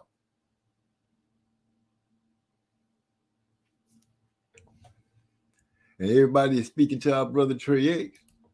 Other than that, yeah, that's what you missed, Dio. But I would suggest that you go peep it out. Yeah, I plan on going back watching that Devin dominate Rougarou and watch Cruz for sure. And there was another fight on that card that I wanted to catch too, between two youngsters. I can't remember which one it was. Got the KO, the knockout in round 7. What was the name? I'm trying to go back to it now. I think Hyphy was the first. No, Gil Coles brought it up. It sounds about right. It sounds like it was around 7th round or something like that. But it's one I thought would be a pretty good fight. Yeah, but I want to get the guys' names. I can't remember their names. Zayas, Alexander Zayas. Oh no, I watched that one. That was on the top rank card. I saw that. Oh, okay, you saw that fight. Xander Zayas. Yeah, Xander Zayas. I saw that. He Alexander. Yeah. I don't know why I called that man Alexander. Yeah, I don't reckon that's his whole name, but it could be. Who knows? Yeah, I think he did get a 7th round KO or somewhere along in there because he almost got the guy out of there a couple rounds earlier. But you know,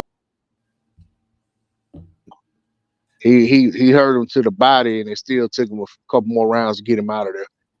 But no, it was the fight against what's his name? The brother, the brother that was out, that had been out for a minute. What's his name? Love. No, that wasn't the same fight. He fought a guy named Paro. Love did. That was on the Haney card. The Love fight. Yeah, I thought that's what might have been who you were talking about. No. Well, yeah, I did want to check that one out too. I don't really like to watch Montana Love fight, to be honest with you. I don't know why. I just, it's something about his style that just don't appeal to me. But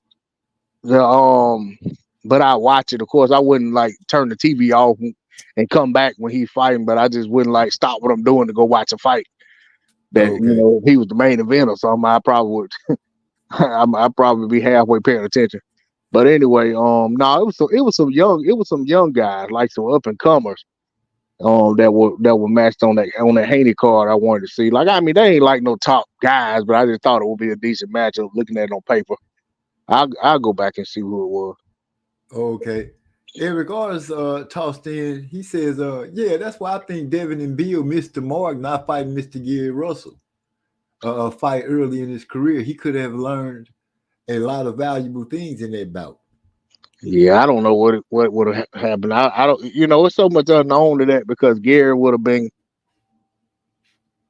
sure in terms of his weight. You know, Gary had never fought above 26 at that time, so he's gonna be going up 2 weight classes.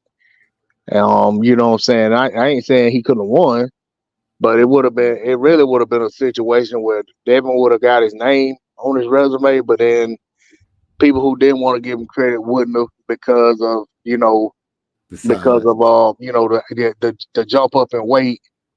Gary would have got credit, you know, even though Devin was young, Gary would have got full credit.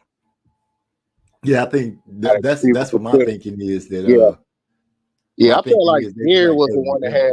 Yeah, I felt like Gary was the one that had something to gain in that situation. But like I said, Haney would have gained a name, a very very notable name that people looked at as still a threat. I think he was still at that time. He only had the Lomachenko loss on his record, so you know what I'm saying. And it was just one of them situations. But and of course he would have been coming off a layoff like he always is. So probably in hindsight, course, you got benefit, kind of in a way, got benefit of hindsight. You know what I'm saying? That, seeing what Haney done become and, what happened with Gary, still on the same fighting every once in a while program. It probably would have been an uphill battle for him fighting a youngster, 2 weight classes above, so, it probably would have been a good name on the resume of Haney as a win, more than likely. I didn't necessarily think that at the time though. We got somebody new in the house called GG. Yeah, He I don't said know. Reed just quit and laid down like a dog. Pathetic. Yeah, I don't know who that is. No, Reed didn't lay down. Reed he was just outgunned. I ain't gonna shoot that man down like that.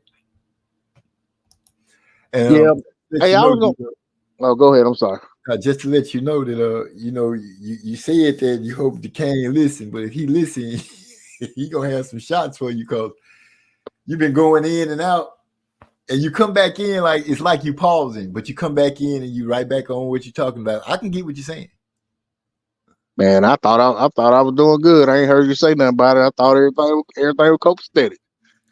Well, like I said, I can still get what you. I was getting your point, so it's all good.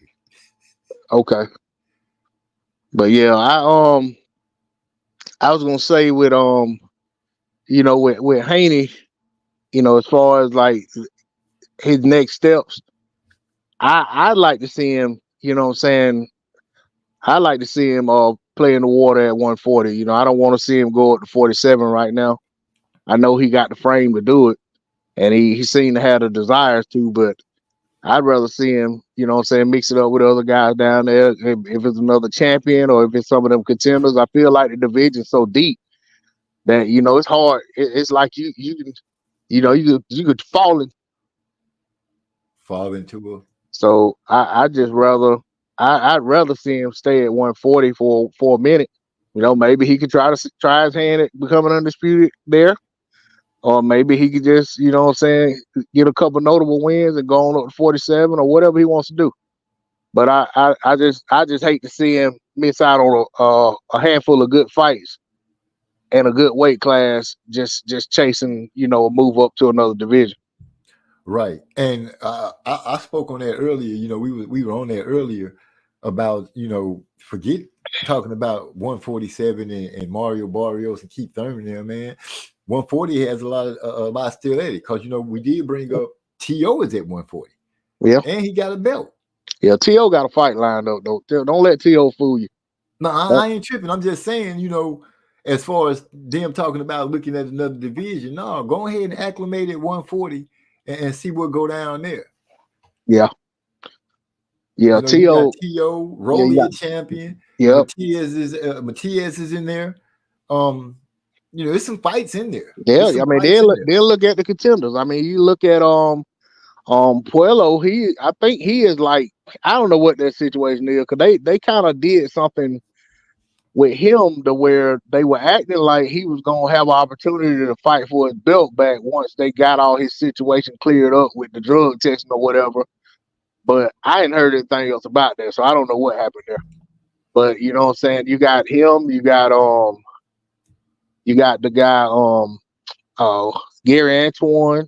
Yeah, we spoke on him too. It's a lot. Yeah, I mean that's pretty deep division. I mean, man, it's hard. It's hard to just think of everybody, but it's so many guys. Even if you look at old boy Matias fought, not the last guy he fought, but the guy he fought previously. That kid seemed like he might be pretty tough, for some of these guys. You know what I'm saying? He seemed. I just think Matias just one of them guys that, man, if you just ain't a certain type of fighter, you're not gonna be ready. Yeah, you're gonna fall by the wayside, man. I remember what's that kid? It was a kid at 140 I used to be high on. I think his last name was Hawkins or something like that. Uh-huh. And man, he fought Matias. And I thought early on he looked like, I think his name Malik Hawkins. And he looked like, like he might be all right. He might be able to do all right, man. Eventually, man, Matias, he just, I mean, I think he's just a hardened little dude. You know what I'm saying? Like he gonna take a lot to deter him. Yeah. I know he can be frustrated, and he can be outboxed at times, but I just don't think he can be like determined. At this point, I think he got a lot of confidence. It's gonna take somebody to actually really, really put some on him to make him not. Yeah, you went out on your last comment. I just say for me, a dream fight would be Gary Russell Jr., Gary Antoine versus Matias. I'd love to see that fight. Oh, two high energetic fighters, constantly going forward, but letting their hands go. Man, that would be a good fight. But you know what typically tends to happen in some of those fights like that, when we'll go into the situation and say, oh, it's a guaranteed knockout, and then both of those guys are coming there with so much respect, and somebody, one or both of them turn into a boxer because they know what the other guy got, and they ain't trying to be on the receiving end of a stoppage. I'm gonna be honest, in my opinion, I don't really see that with the Russell family. I don't see that in them. Well, with Gary Antoine, I think we teetering on him being out of the ring probably the longest he's been out of his career. I might be wrong, but I think we're approaching that territory with him. So he might not jump right into a Matias. A big a fight we really expect to see. You know what I'm saying? Just because he's been out for a while. Because I can't remember, he fought. I think Rancis Bartholomew was his last fight. It may have been more recent than I thought, but then I feel. But it seemed like that fight been a good little while ago.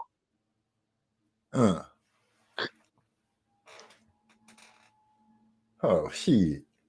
Anyway, Devin, I think since we own Devin should make his move in 140. Forget talking about 147. I don't think that's where you need to be. Zepeda there too. He said Hawkins ran into a buzzsaw when he fought Matias. Yeah. Yeah, but you do got Bruce Gas boxing and more, Jazz and more. What's up, man? What's going on with you? How you doing? Glad to see you stopping through. The OG always come through. Always. He comes through and shows, hey, I like your theme song, man. I see somebody gave you a theme song. Way to go with that. But what was I getting ready to say? Yeah, as far as Devin, I think Bill is trying to take a page out of the Mayweather book. I think he's trying to get enough people to dislike Devin as well as like Devin, so that money gonna come either way. Right now, I can say that Devin made some good points. I don't know about trainer of the year or fighter of the year. I don't know about that, but I do think Bill has earned to have his name in the conversation because he has moved his son in such a way that at this moment right now you can't argue against. You can, but what good would it do you? He's being successful.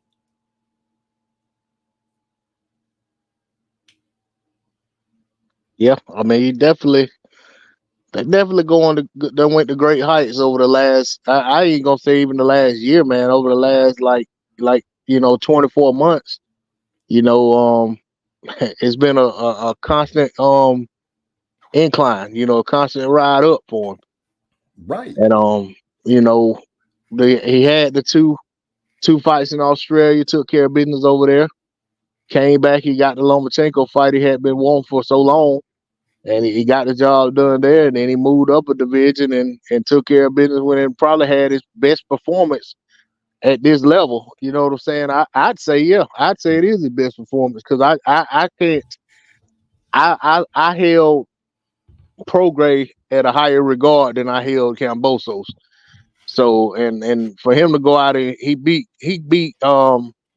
Regis probably worse than he beat Kambosos. So I have to, based on what I'm hearing, like I said, I didn't see the fight, but based on what everybody's saying and based on what the punch stats show, Looks like he had just as easy a time, if not an easier time, with Regis as he did with Camboso through 2 fights. So I mean, that to me, that says, you know what I'm saying, that's a stellar performance. Yeah. Against a top level guy, you know, for the class. I mean, yeah, Regis and Josh Taylor really like the old guard at 140 at this point. But at the end of the day, they that's what you got to do with the old guard. You know what I'm saying? If they get the youngster get an opportunity against the guys that's been you know holding it down, they got to go in there and take care of business. And Right. we saw T.O. do it with Josh, and we just saw Devin do it with Regis. You know, then you got, I think T.O.'s supposed to fight Ramirez next, and he's another one of them guys held holdovers that been at 140 probably too long. But you know, hey, they still around, so that's what they supposed to do. Hey, you know, knock them down to get that scalp. It's all about the scalps. It's all about the scalps. I lost. Yeah, as far as Regis and Kambosos, of course, I felt like Regis was a better fighter than Kambosos, no doubt at all. But as far as to answer Double G over here, GG, Regis didn't quit in that fight. Regis just, you know, you saying he quit, you know, and that's your opinion, you know, you're allowed to have that. But the man was outgunned.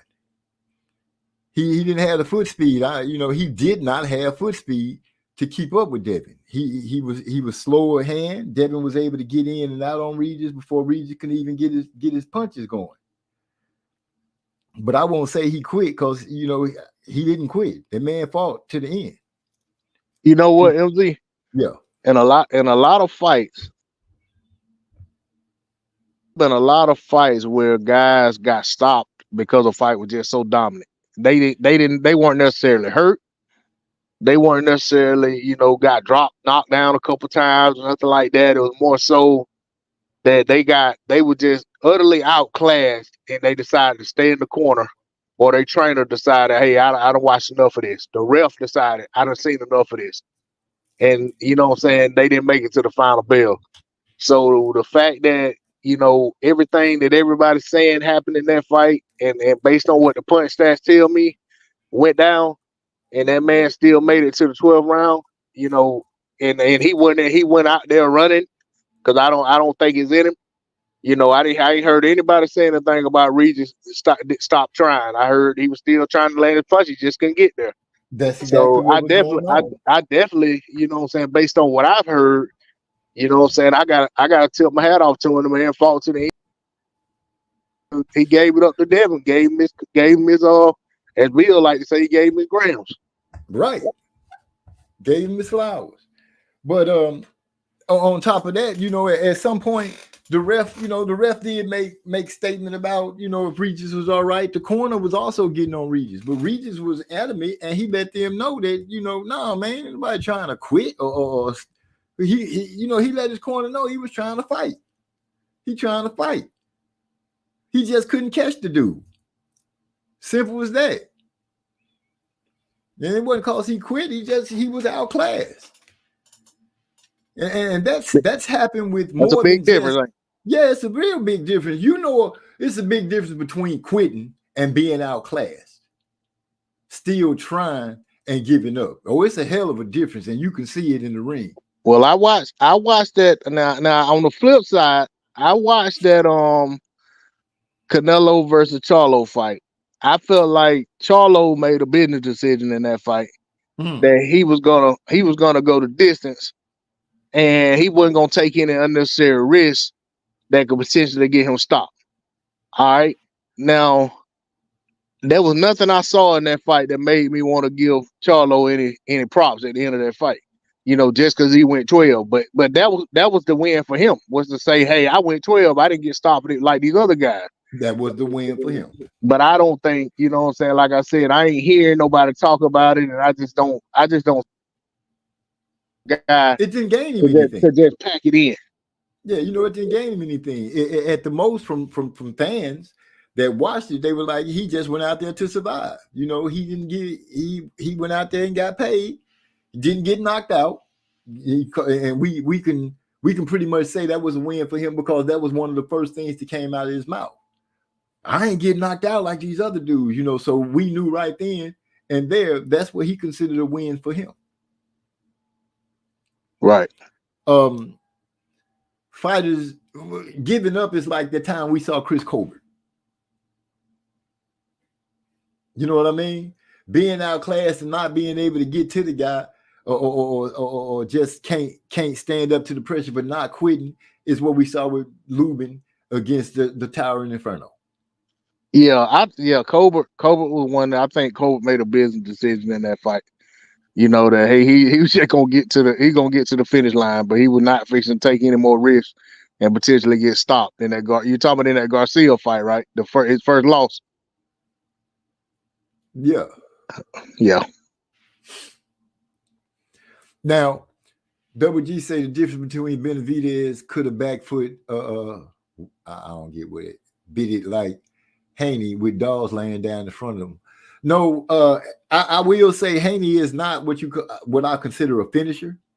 But like I said, you know, you came in late, but I did speak on seeing him in an interview where he said, you know, the most dangerous fighter is the fighter that's hurt. So instead of him running up on that drama and possibly catching something that could knock him out, he gonna stick to his game plan. If he hurt you and the knockout or the stoppage come within that, then that's what he gonna take. But he not gonna take that extra risk, which I understand what you were saying. He not gonna take that extra risk when he got somebody hurt and run up on him. Benavidez is a different species altogether. Benavidez ain't no little dude, big, and he constantly bringing pressure. You know, his thing is to knock you out and beat you up. Devin is not that guy that's looking to just hunt you down, beat you up, and knock you out. They totally different fighters.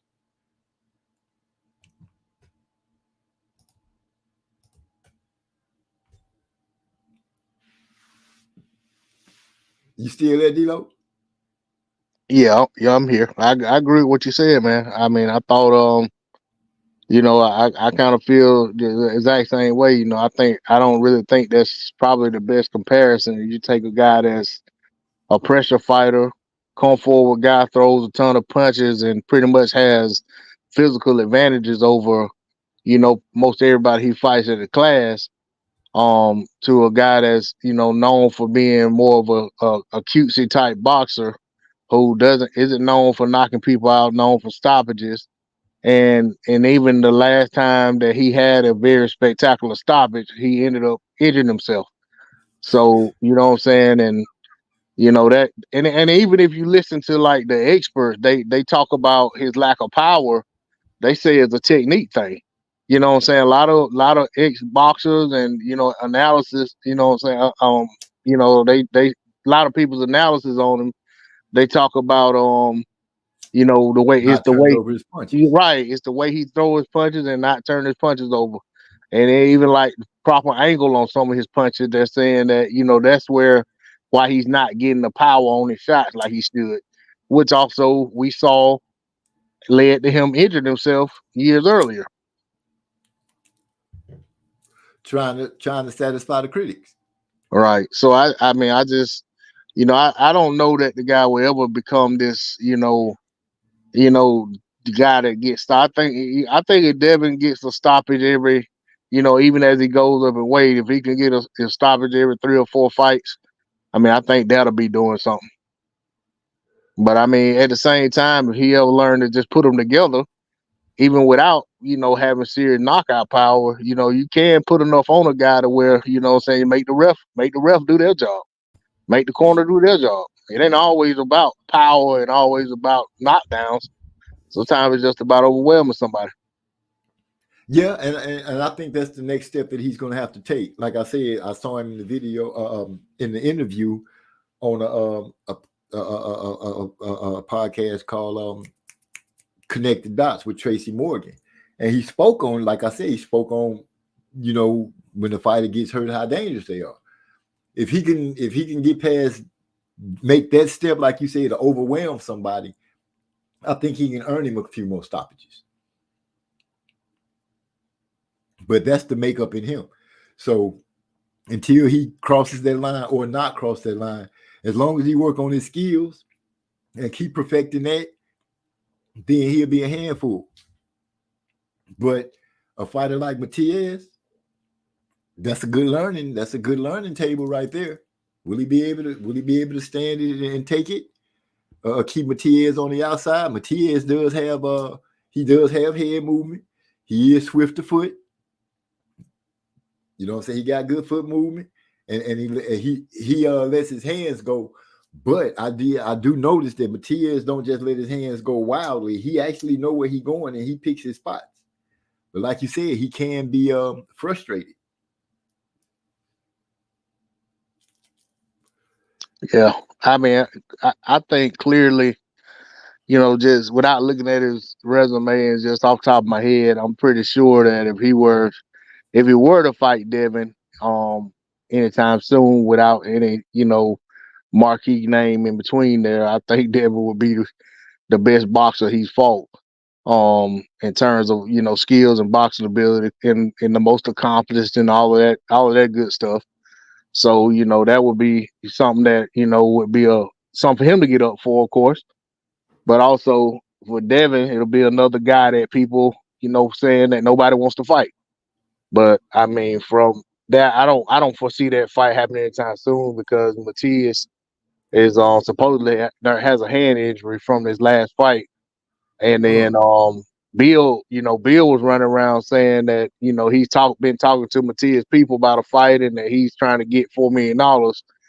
And he was actually talking to somebody who of course, if he talked to the guy, I don't know. The person he said he talked to was I think it was Peter Kahn. And he don't have anything to do with Matias, according to his team. You know what I'm saying? That he's not even in any way affiliated with Matias, his team, and has no bearing on his career whatsoever. So I don't. It seems strange that a guy would hold a conversation with you about a fight. I have my questions about whether or not this conversation actually even happened. But you know, people who want to believe it. People who don't want to believe it, don't believe it. Me personally, I kind of just like, you know, I don't know. But what I will say is, if if that's a fight that they're looking to make, and given that they're gonna wait on Matias to come back from an injury, and Matias and his team are willing to come off an injury and go straight into a Haney fight, I'm there for it. Be more than happy to see that fight and, you know, see how it plays out. Right. It might sitting here, you know, conversating with you right now and just thinking about it. Actually, Devin has done enough right now. These youngsters, these other fighters start looking at Devin as Devin is a decent scalp to have. I think they will. I think there are some that are going to do that. You know, I think like anybody, when you get, because these guys from 135, they came to the division with a certain level of cachet and name recognition, and you know what I'm saying, even a level of, and I hate to go back to it, but you know, it is prize fight. Like these guys coming from 135, they probably made money that these guys at 140 hadn't seen yet. So of course they're gonna look at them as, hey, these are the big money guys, and these guys, because even like, you know, Regis, you know, and Devin, according to Eddie Hearn, the reason it was on pay-per-view is because their purse demand was so high. So, you know, maybe Devin will be one of them guys that these guys look at like, hey, I want to get a Devin Haney fight because I'm gonna make my best purse against him. And I feel like if I beat him, it's gonna do a lot for my career. Yeah, there has been a bragging point that Devin, Bill, and Eddie have been bragging about. You know, when guys fight Devin, they make their highest payday. You know, so them getting paid off of it, but for the fact that, you know, I know it's going to play a part, Bill, in his bragging, but Devin is an undisputed champion from 135. Devin now has a belt at 140. Devin's price tag as far as his scalp go to hang on that wall is growing. You know what I'm saying? He's doing something. He's proving the critics wrong, regardless of who you saying he's fighting or how it ends up. He's winning. So at some point, you know, like I said, he's going to truly turn into the hunted. Hey, I'm gonna have to step away for just a minute. So hold it down. All right. D-Lo, oh, he was answering D-Lo saying Peter Khan is from Hyphy. It's not Matias representation. Bill was lying like always. Well, Hyphy, I did say that I think Bill is taking the page from the Mayweather book about, trying to turn his son into the villain, get enough people to hate him and enough people to like him. You got money coming in from both directions. He is fighting. He is winning. The names, the big names that we want to see him fight against are still there. T.O. is a champion. Wouldn't mind seeing him fight T.O.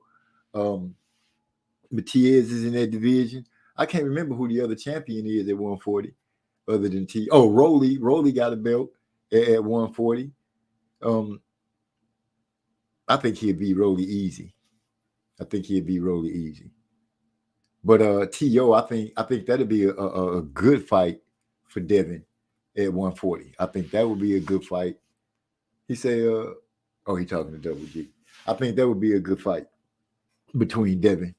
But yeah, I'm just sitting here thinking about what D-Lo was talking about, which made me realize Devin has become a scout. These guys are foolish not to be after him. I would think I would go after him. And like they've been saying, they're getting paid the most money fighting him. Why not? We're gonna have to see this, thinking it like this. I'm really interested to see how Bill and the Haney's start maneuvering. Realize, because at some point you're gonna have to realize you still winning, you keep doing certain things. This people is chasing you. And at some point, it's going to get loud. The crowd going to start having to say, hey, what about this fight? The public might start demanding something. No matter how much you might dislike them, the strategy is working. As far as I'm concerned, the strategy is working better than any other fighters that's come from the crop that Devin's from, like with Rolly and T.O., which I can't say T.O. and Rolly's stuff ain't working. Rolly got a belt. T.O. got a belt. T.O. was a champ at 135 and he a champ at 140. He beat Josh Taylor easily, pretty much. He beat Josh Taylor easily. So, yeah, Devin, I think Devin should be looking at the landscape of 140 and start figuring out how you're going to move at 140. Forget 147 right now. Forget that. Unless you're finna jump up and say it's hard for you to make 140.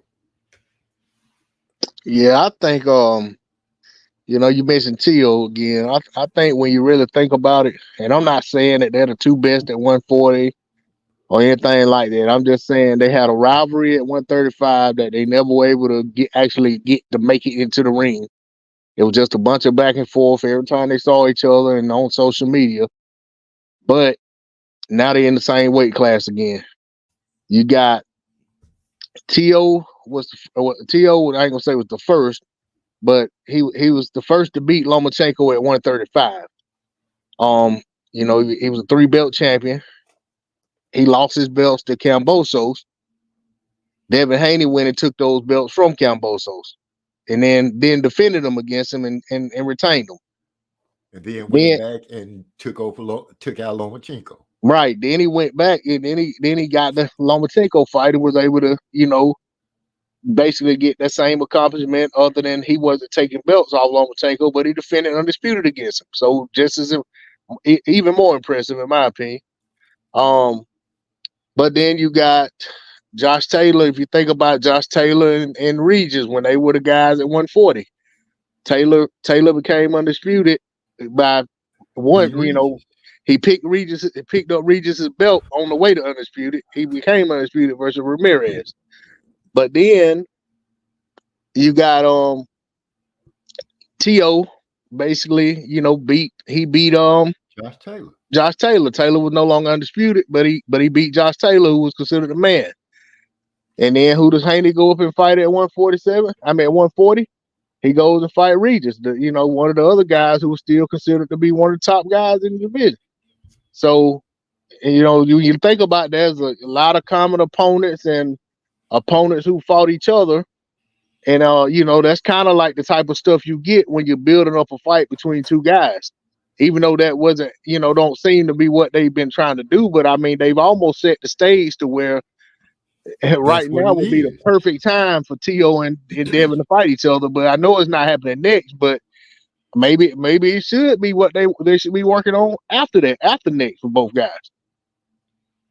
Yeah, but Bill is too busy calling names in another direction. I heard him Bill's mention. all over the place. MZ. Yeah. He's talking about Tank. He's talking about going up to 147. He's talking about.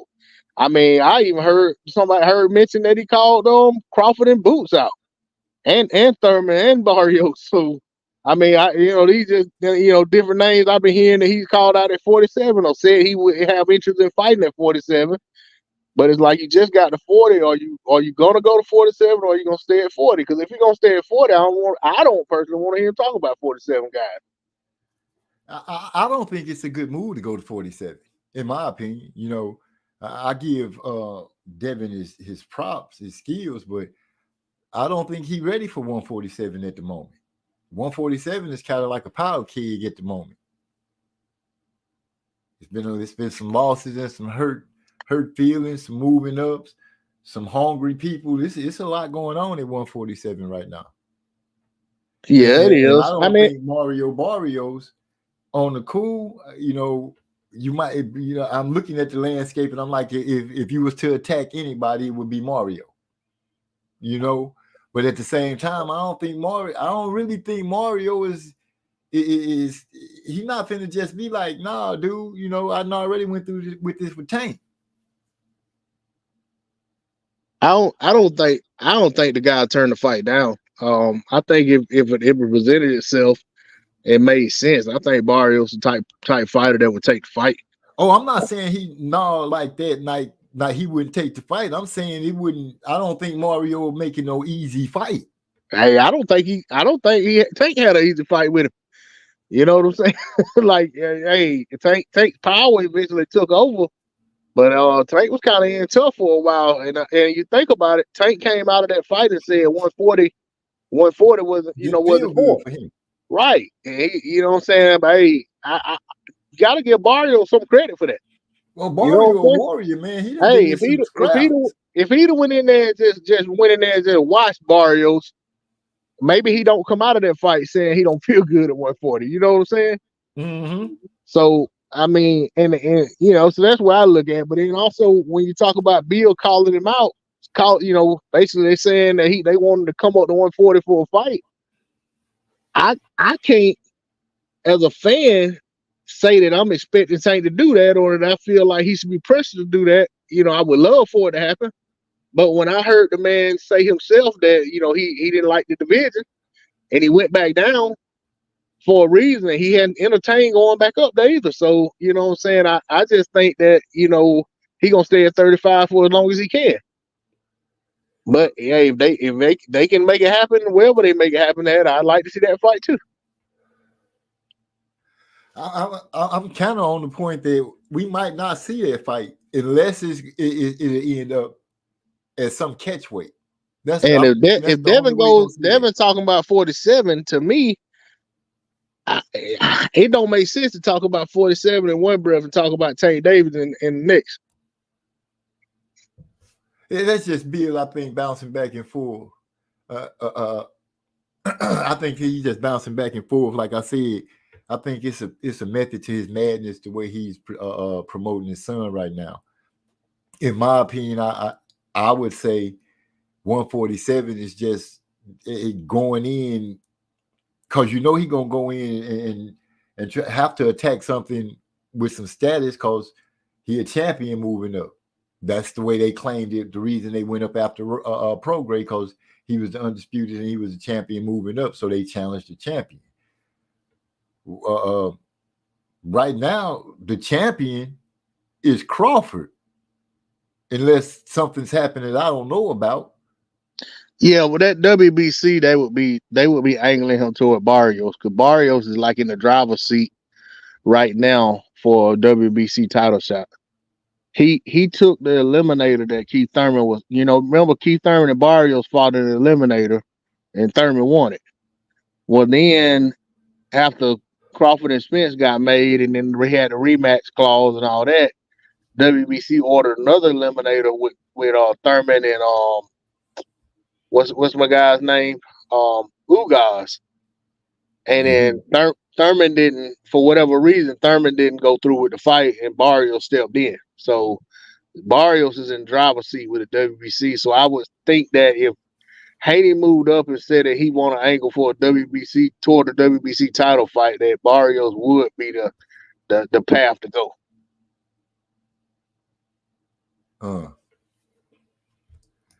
Well, I don't. In my opinion, I think 147 right now is just a little too dangerous for Devin. I don't see him having a problem making 140. He didn't look like they made no mention of him having a problem making 140. He looked like he made it comfortably. I would say but I do remember hearing that man say, "It's about money now." I heard Devin say that in one of those videos he was talking. They asked him, and he was saying something about being undisputed and being a champ at another weight class. It's about money now. Yeah, him and Tank on the same thing, on the same program then. So they might, hey, that's pretty much what Tank been on for the last couple years. He all about the money. He don't care about the belts no more. Yeah, but I don't know how far that's going to be able to carry him, because what does he have at 135 to really challenging? Rolly gone, Ryan gone, Devin's gone. There's always other guys to come up, man. Tank's getting older. You got younger. You got Shakur still down there. You got Frank Martin down there. You got Frank not young though either. He ain't young, but I'm saying he ain't no on the way out of the game type guy. He don't seem to be ready to move up to 140, so he's there. You got De Los Santos is still there. I mean, there's a few guys. I mean, I think that we kind of fixate on the main guys, the stars, and kind of as they move up, kind of forget that it's some other guys still down there. You know what I'm saying? But again, like I said earlier, I hadn't looked at the rankings in a while, man. So I really need to go back and brush up on the rankings and see who's where in these rankings in these divisions, especially like 130, 135, and 140. No, I'm just saying it for regular people like right now, if you're looking to make the big fights with the big money, the only way to make a big fight with big money is big names. Yeah, but Tank don't, Tank is the big money. So I mean, yeah, he can't just fight anybody, not in my opinion. Right. But they from we keep hearing about that stupid unnecessary rematch that I'm not paying to see. Isaac Cruz. Yeah, that's all I keep hearing about. Everybody keeps up that people talk about it like it's a foregone conclusion. And you ain't heard nothing from Cruz in a while, so maybe that is what they're gonna do. I hate it, to be honest. It might be a good fight, but it just wasn't nothing I just wanted to see again after the first time. Yeah, but you know how politics be sometimes. They people cried that it was a close fight. Well, I mean, I think from the standpoint of Tank's handlers, I don't think they mind, because they gave them another fight to just keep in their back pocket for if they, can't make another fight they want, they'll just snatch this guy off the shelf and just pull his chain and say, hey, let's go ahead and do the rematch, and he's not gonna refuse it. I mean, in fact, he's been turning other fights down because he want to stay in contention for that Tank rematch. Huh. Eric R said, right, they are in the same weight class on good business terms with Top Rank. The fight is more likely going to come with a long contract from Aaron. What that he talking about? I was about to ask him. Hey, because I don't know how long ago he posted that. At 11:03. It was a minute ago. We've been rolling for a second. He was saying he liked how Rolly how Oscar De La Hoya says Rolly's name. He says it's like it's more than one of them. Yeah, that's how Ryan said too. Rolly's like it's several of them. Now, I've been looking at at the little skirmish between Oscar, Ryan, and Bernard, I'm kind of getting the feeling that they kind of want that boy to lose. Yeah, I don't know what's up with all that, man. It's just I don't know. It's silly to me. If you don't want to represent the guy no more, and it seems Let him like you ain't happy, let him out his go. contract. Let him out his contract. Go on about your business. But all this, you know, it plexes me because I'm like, why in the world is the guys that's supposed to be promoting talking down? It just don't make sense at all to me. Yeah, it seems like very unnecessary to me for that. And then it's like, why is all this public? Like, if they really truly had some issues, like they should have a room they could go sit in and get a mediator in there and try to resolve their issues in house and stop putting it all out for everybody to see. You know how these youngsters are. You know, they probably. I'm just spitballing here, but Ryan probably, you know, from things that have happened already, Ryan probably is, you know, these youngsters these days, this what's the word I'm looking for? This generation, they don't take lightly to when you're supposed to be in their corner, and then all of a sudden you make some kind of messed up move. Ryan's trust with them might be just too far gone. Yeah, but on the flip side, the youngsters don't like being called out on their mess either. True. You know what I'm saying? So it goes both ways. True. Because when he made that, when Ryan said they be lying, and then he said he wouldn't get beat by a white boy. Joe Smith white. Bernard sitting there looking crazy. Oscar sitting there looking crazy. Ryan got to learn how to not turn his back when he getting in trouble. He been having, ever since I seen him and Rolly spar, I've seen him do that, turn his back when the punches is coming. Eric, I call it the California shell. Seashell. Yeah, the seashell. That's crazy. Yeah, Ryan. I don't know. I think Ryan, and I said this about Anthony Joshua too. I said when Anthony Joshua got dropped by Klitschko, all of him didn't get up off that mat. You know what I'm saying? Like, he got up off that mat different. You know what I'm saying? He got up talking different, and his performances started looking different. Same thing I felt. And, you know, he got up and eventually got to stop it, just like Joshua stopped Klitschko. But it's like, since that time, you know, when you watch Ryan fight, it's like he almost fights like he's thinking about that moment at times in a fight.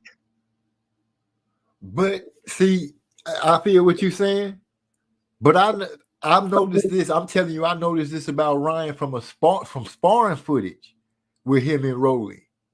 I don't know if that sparring took place before or after that fight, but yeah, but no, that was before. But Rolly was all over him like a cheap suit, though. That's right. Hey, he was just trying to get out. He was just trying to survive. So that right there, to me, I'm like, it gave me a precursor to like Ryan when they get down to it. If there's some drama really going on, Ryan kind of he kind of shy from it. Yeah, he'll still shoot some shots and everything like that. But like, say something hurt him bad, like Tank, or hurt him to the point where he'd be like, "Oh man, fuck that." Will we see that again? Yeah, that'll happen again. At most time in boxing, we look at guys who do that. Most time they do it again. You know what I'm saying? Like, it's almost like once they've accepted that in their mind, they made that business decision, if you will, they'll do it again. It's easy to do it again. It gets easy to do again. You know, we think about like with Ryan also, you gotta remember after that Luke Campbell fight, remember that's when Ryan took that hiatus. And said that, you know, he was having all kind of mental health issues and all that, and he pulled out a couple fights and right, all kind of stuff. So that's the other reason I said that about Ryan too. Well, he just you know what I'm saying, like he emerged from that fight different. He was elated that they got the win and all that. He celebrated with Canelo, wrapped his legs around Canelo and all that. And But you know, at the end of the day, look how long it took him to get back in the ring after that. And most times you have your biggest win, you know what I'm saying, and you knock the guy out in that fashion. It's a rush to strike while the iron's hot, get you back in the ring, go ahead and build you into the star that you want to be. Right. So he You went. saying that he's sitting there thinking about how he was getting up off that floor. Maybe it Yeah, hurt. man. I mean, it was almost like he was thinking about, do he even want to be a boxer anymore after that? You know, because remember that fight was the fight that made him Haney's mandatory. And then he basically said, I think immediately after the fight, that he wasn't interested in that in challenging Haney for the belt. Knocked the championship chase out of the man. Yeah, and Haney ain't even known as a big puncher, but that was just, yeah, it was just, you know, just my observation. Like I said, I'm no, you know, I'm no psychologist or anything. I'm just, you know, from my observation, that's just the way I interpret it. Yeah, I feel you. I observed it. I'm like, to me, my observation was he don't like to get beat up on, and he don't know. To me, he doesn't know how to protect himself from it. If somebody go and get to Ryan and just get to let loose, Ryan, I don't see him knowing how to protect himself from it. If he can't grab you, you're gonna beat him up. That's just my thought. That's my observation from seeing him when he was in there with Roley, and he started sidestepping and turning his back, and I was like, dude, what is that? But my biggest thing about that whole situation, man, my biggest takeaway from that, him turning his back in that fight, was that his trainer was telling him not to do it, yet he still was going out there doing it. And when you got a fighter who already has a relationship with trainers in terms of, and you go back to what Joe Goosen said about, and this was before he got fired. You know, basically that Ryan running the program, and you kind of get in where you fit in. Collaborating with him. Yeah, to work with him. Like, you know what I'm saying? And having heard that, and then of course whatever went wrong with the Reynoso camp, and it was also his second time with Goosen. And then now he with, you know what I'm saying, he's with Derrick James, and you know, I mean, he specifically tell him not to do something, and then he go right back out there and keep doing it, and then afterward he say, well, he's working on something. Well, it's like, dude, do you want to train, or you just want to do your own thing and have somebody in the corner to wipe your face? That part. Well, we're gonna find out. Let me jump on the chat real quick. Eric R say, guys from 130 are coming up too. Cobra will be at 135 soon, opposing to Tank having a big name. But whoever he gonna fight, you know, they're gonna have to bring a name and some kind of believability that they're gonna give Tank some business. You know, other than that, you know, I don't see people just really willing to follow Tank anytime he jump in the ring, unless it's somebody that people could readily hurry up and look at and say, oh, this motherfucker got a little something. If they can't do that, and you know, this being the internet age, they can do that. And we starting to see a lot of celebrities are boxing fans. You know, they making podcasts and living off of talking about boxing and talking to boxing. So it's not dying. It is getting some more eyes put on it through this medium. So Tank, whoever he gonna fight, you know, whatever name it's gonna be, they gonna have to be doing their part by putting hands on people with they coming up flawlessly. They're gonna have to be doing that in order for it to be a grand name. Because if Tank not gonna move up, because he uncomfortable with 140, or maybe Barrios made him uncomfortable, like D'Lo was saying. Either way, you know, 135 is whatever's gonna go face him gonna have to have a name, and they're gonna have to be doing something with it. Right now, it looks like the meat and the potatoes is gonna transfer up to 140 if 140 do their thing. Shakur is not enough to save 135 with Tank, and like you said, the guys coming up from 130, are they gonna be able to jump right in with Tank? Y'all know we see how he's being moved. It's not like they moving to build no legacy, like they straight said. You know, they fighting for money, prize fight. So I don't know what kind of look the future hold for what we might see from Tank. Eric also said they build and foster up too slow. Yeah, Cruz is out there still. Shakur, Frank, Loma. Loma's part of the old guard, in my opinion, still dangerous. But I think he's part of the out with the old, in with the new. Frank, I don't know how we gonna do with him. I don't know what they plans are with him, or what they plan on doing, or how they gonna move his career, because right now he seems like he's a little stalled. You see, I was talking about T.O. versus Haney might take Dev to sign a lengthy contract with Top Rank. I think Devin going back over to Matchroom was part of a plan. I don't know what Bob could actually offer Devin at this point. Devin seems to me like he's satisfied with being undisputed at 135. Haven't heard him really mention becoming undisputed at 140. But, like I said, it's hard to tell what the trajectory of their plans are with the Haneys, because Bill is everywhere, all over the place. He says, so Bob can have insurance with the PBC making that leap. Holding on Haney, T.O., and Shakur would be a solid play. Well, we don't know, because we don't know if we see where we gonna see PBC fighters at, and will they be exclusively to that place? I don't even know if anybody thought about that. Will PBC fighters only fight there and nowhere else? Who knows? I would hope not. I would hope that they would have freedom to showcase PBC there, but let them still go around and move around, do their thing. Hyphy say, I want to see Devin move up and outbox Terrence. He can pull it off. Terrence is, man, I'm going to stick to what I said. The 147 is too dangerous, in my opinion. Devin's good, but I don't think he's that good yet. That's just my opinion. Hyphy, you might feel like, when you just say you want to see him, you don't even say he that good. He could pull it off. I don't know, man. I don't know.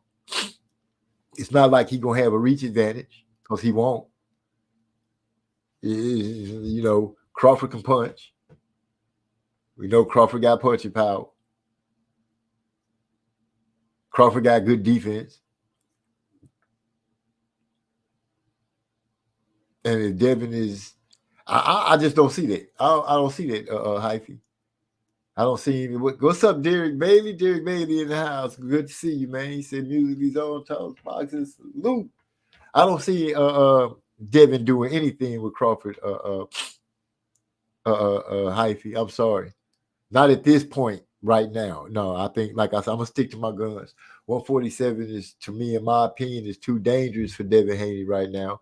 And he should stick with 140 and make his meat and potatoes there.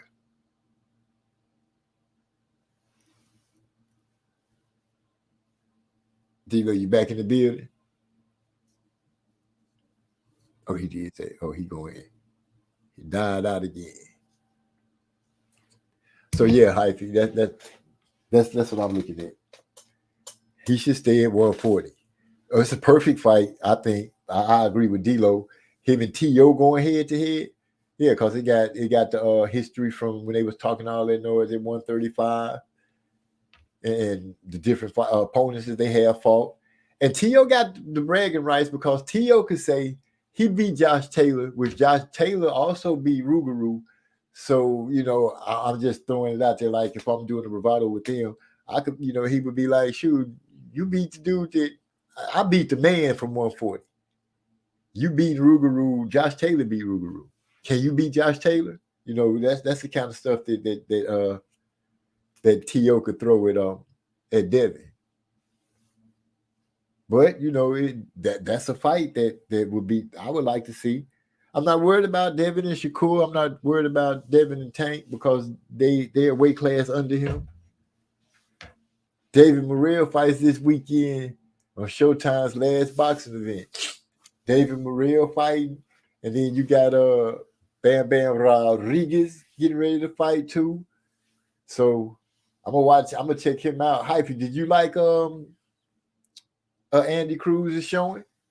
Because you know the whole time I've been talking, you haven't thrown me nothing up there to let me know if you was all right with it. I'm hoping David Morrell go out there and have a good showing. I'm hoping I'm at home in enough time. Yeah, this guy Morrell's fighting. He actually was supposed to be his last opponent, but he had pulled out. He was supposed to have some medical issue. They found something in the pre-fight, basically like the physical or whatever it was. And he was supposed to have some kind of brain issue, and he was actually disputing the finding. And I guess he eventually got it overturned, and they were able to get the fight rescheduled. But Sinu Akbeko, yeah, he been wanting to get. He actually been wanting to get the Morrell fight.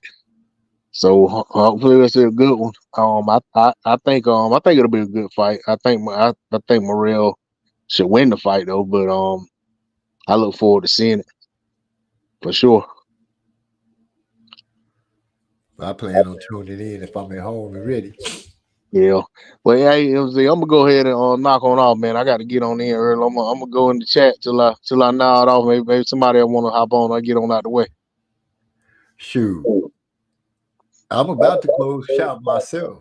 I done had a great conversation. Surprised that you even popped in. Oh, yeah, man. Let me just say, what's our record right now? I don't know. Don't you say that. Don't you say you don't know. Yes, you do. What's our record? I don't know. I stopped following it, man. You wouldn't ever responding when I talk junk. You wouldn't ever say nothing back, so I just stopped posting about it. Oh, nice. That I did. Did I beat you this week? Yeah, I did, huh? I think. Ain't no What your score was this week? 1 point more than yours. This week, you got 1 point more than me for the whole thing.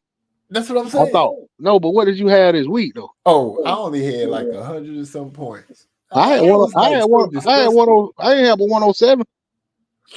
I was so disgusted with myself. I was like, all I got was 100 and something. Man, I thought I had made some good picks. Man, me too. I had a bunch of nickels.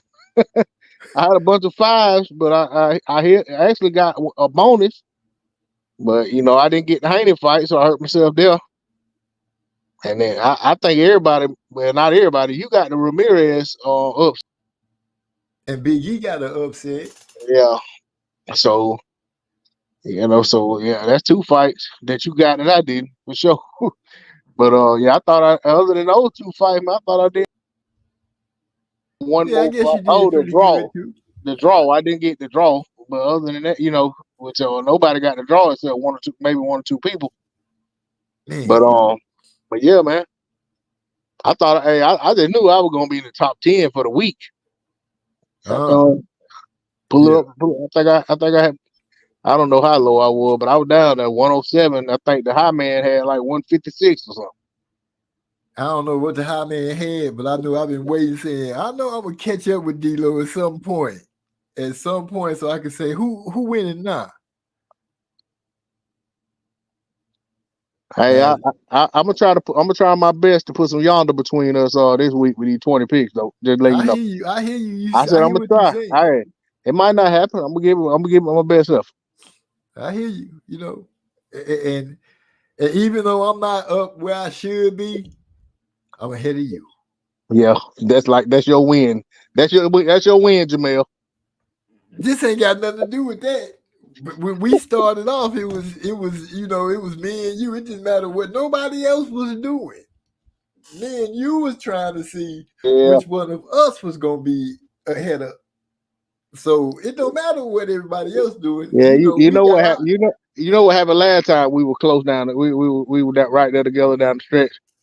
Some kind of way they miscalculated and gave you a couple of points more than me. Nah.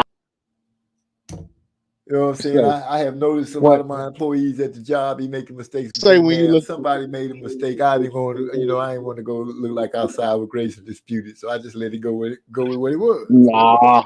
Hey, what it say? What it say when you looking at mirror on your car? What the words say on there? On what mirror? On your vehicle. It got some words. Objects are closer than they seem. That's what you're trying to say? Yeah, I was. Hey, so when you looking in your mirror, you Really, all what got you in should have front of been you. doing, you should have been reading that because remember, you've been ahead of me this whole season. Hey, that's because I jumped in reverse. Oh, that's what Hey, happened. You hey, it wasn't just you. Everybody that behind me got in front of me. I had a terrible week. And man. then I followed it up with this week here, which wasn't I thought I did good, but apparently 107 ain't good. Shoot, I thought I did good. I was like, oh, I felt like I had a decent week. I was like, oh man, I made some good picks. I looked and was like, what the hell? Yeah. But yeah, I mean, but it ain't over, homeboy. now we got this week. See, even your internet quitting on you already. Yeah, my internet ready to go to bed before I am. Hey, I'm good on this chat, man. I appreciate it, man. Been fun, man. Man, I appreciate you stopping through. It's internet ready to go to bed. Yeah. I just had to put it out there, homeboy. I am in front of you right now. You're gonna try to put it on like the rest of it. What the rest of everybody else got to do with our fight? Yeah. And after I win, then we still cool. We still cool. Transfer that so I can go put that in.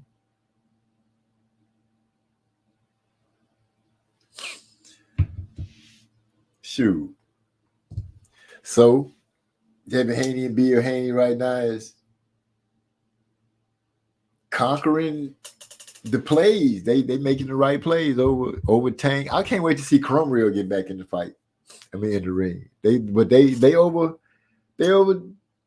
plans is working. You know, they got a nice little story behind their fighter now. He went to Australia, became undisputed. Also got, as they like to put it, he got that email belt, didn't use it. Defended the belts against Kambosos, which people felt like they knew that he was going to keep the belts from Kambosos. But ears perked up a little bit when he faced Lomachenko. Some people said that, you know, he lost to Lomachenko, but the judges didn't see it that way.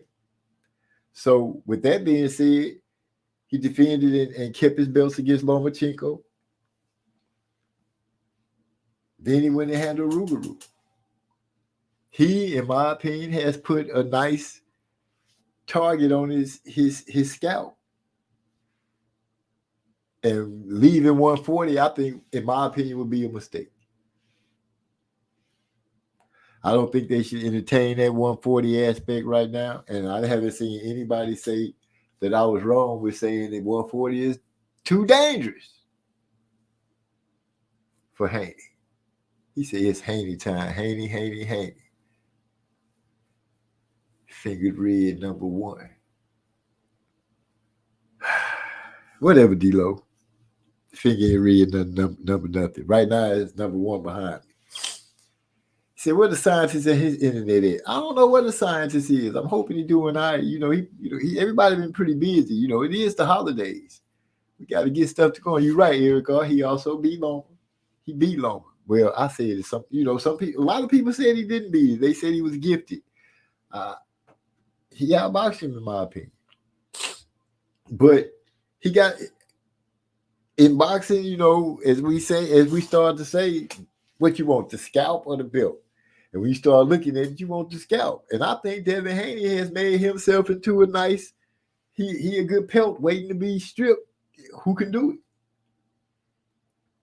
I know some people gonna scream at Tiaz, but you know, we got T.O. out there.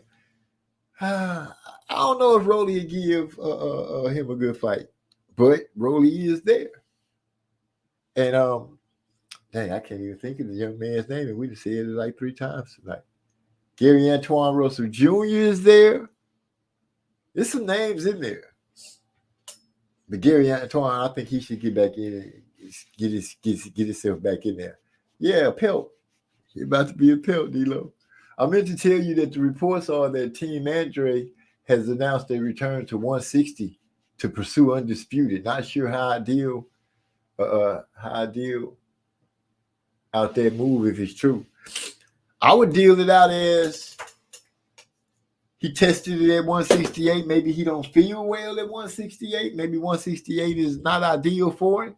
Because I never heard him really complain about making 160. I think he just made those moves trying to chase a big fight. Going back down to 160, if he can do it comfortably, it might work for him. You can't sneeze at it, especially if he gonna shoot. If he gonna shoot for trying to become undisputed. Charlo is a 160 pounder. It's something down there that can be said. It's a storybook fight for him at 160. You know, I don't think nobody would look too hard on him and say, you went up against David Benavidez. You took a chance at that. You realize that 160 is not fit for you. I mean, 168 not fit for you, and you're gonna take it back down. I see no shame in that at all. And if he's going for one undisputed, I think it's a good move. But you know, we'll see how it goes. I feel like it's a good move. I would like to see Boo Boo be successful and get something going. And if 160 is a move that he can go down to and he can get the fights quick enough, I think it'll be all right. Say Plant is harassing Charlo at 168 for a 168 bout. I don't know, man. I don't know. I got to see how Charlo gonna move these next couple of months, because that's what it's gonna take. I got to see how he gonna do. He said Andrew flew. Blah, blah, blah. Eric also said Andre flew too close to the sun. I like a move to 160 or 154 if he can make it comfortably. I think he's in one of these interviews where 154 was kind of out of the question period. But 160, I think 160 might serve him well. I think that's a good spot for him at 160. But you know, it's gonna be on the boxer and what they do and how that goes. Demetrius will be locked out of contention. A southpaw with an awkward style and a good jab who doesn't engage. Troublesome. Yeah, Hyphy, you bring up a good point. That southpaw style did make it hard for him to get fights from the get-go. That's part of the reason why he hasn't been getting fights. And going down to 160, well, I would rather see him campaign at 160 if he's more comfortable at 160 than 168, Hyphy. So with the move that the fighter make on that one, I think I would have to agree with whatever move that the fighter made. I would have to agree with him on that one.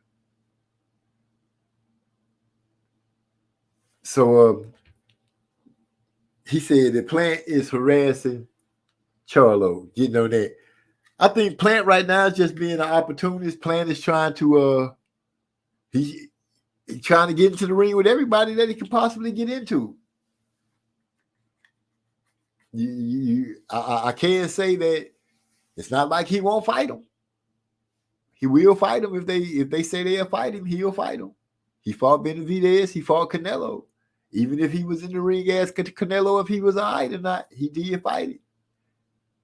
Got in the ring with Benavidez. So if I had to say, I would give Plant building up a pretty good resume for himself. He holding it in the back. The only thing I could think of, the reason he probably harassing Charlo is because, you know, Charlo did do a lot of talking before he went through whatever it was that he went through. He did a lot of talking. He talked that noise against Benavidez for 168. Talked about what he do to Plant at 168. Not to mention, you know, Plant just slapped him because he said he was pulling on his beard and all that. So, you know, we have to see what goes on. Is Charlo going to make 168? Is he going to be at 160? You know, his weight, he hasn't made weight at 160.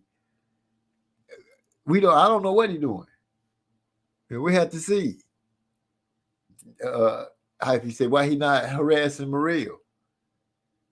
Well, I don't know. If somebody called him out and said, you scared of Morrell, you know, maybe Plant might say, I ain't scared of Morrell. Plant might get out there and say, come on with it then. All I can say is Plant has maneuvered quite well a couple of times and put himself in there with some good fights.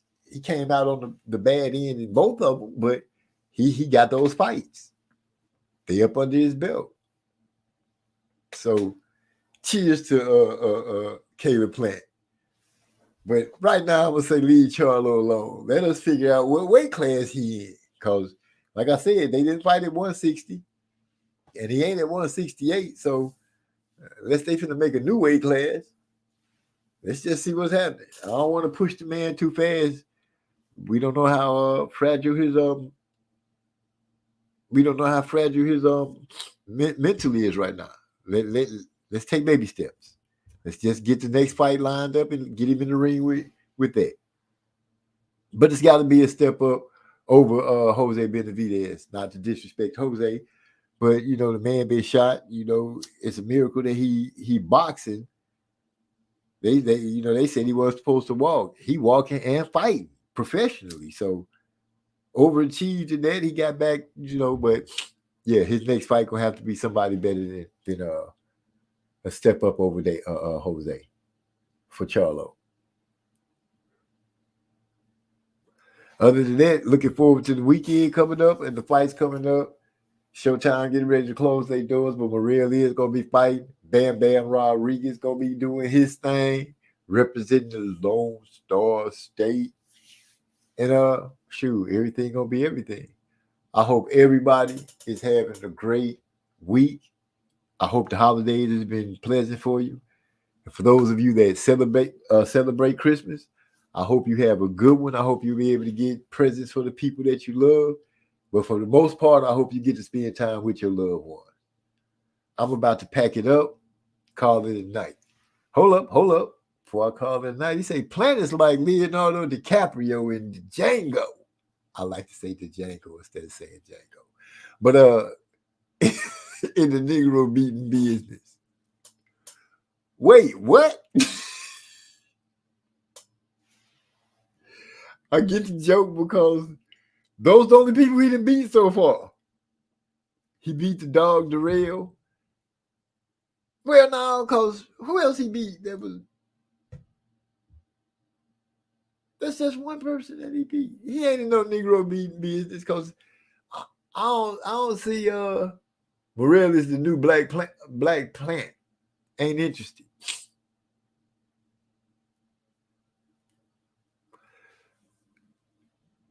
Y'all think Plant scared of Morrell? I'm just asking. I think Plant to get in the ring with anybody.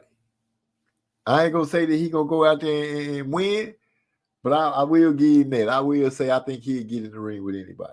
If they put up the bread, I think he'll go out there. I think he'll go out there and fight for a little bit if he can fight. You know what I'm saying? He lasted to the end with Benavidez, so I give him that. But other than that, much love to y'all. Appreciate y'all stopping through. And I'm out.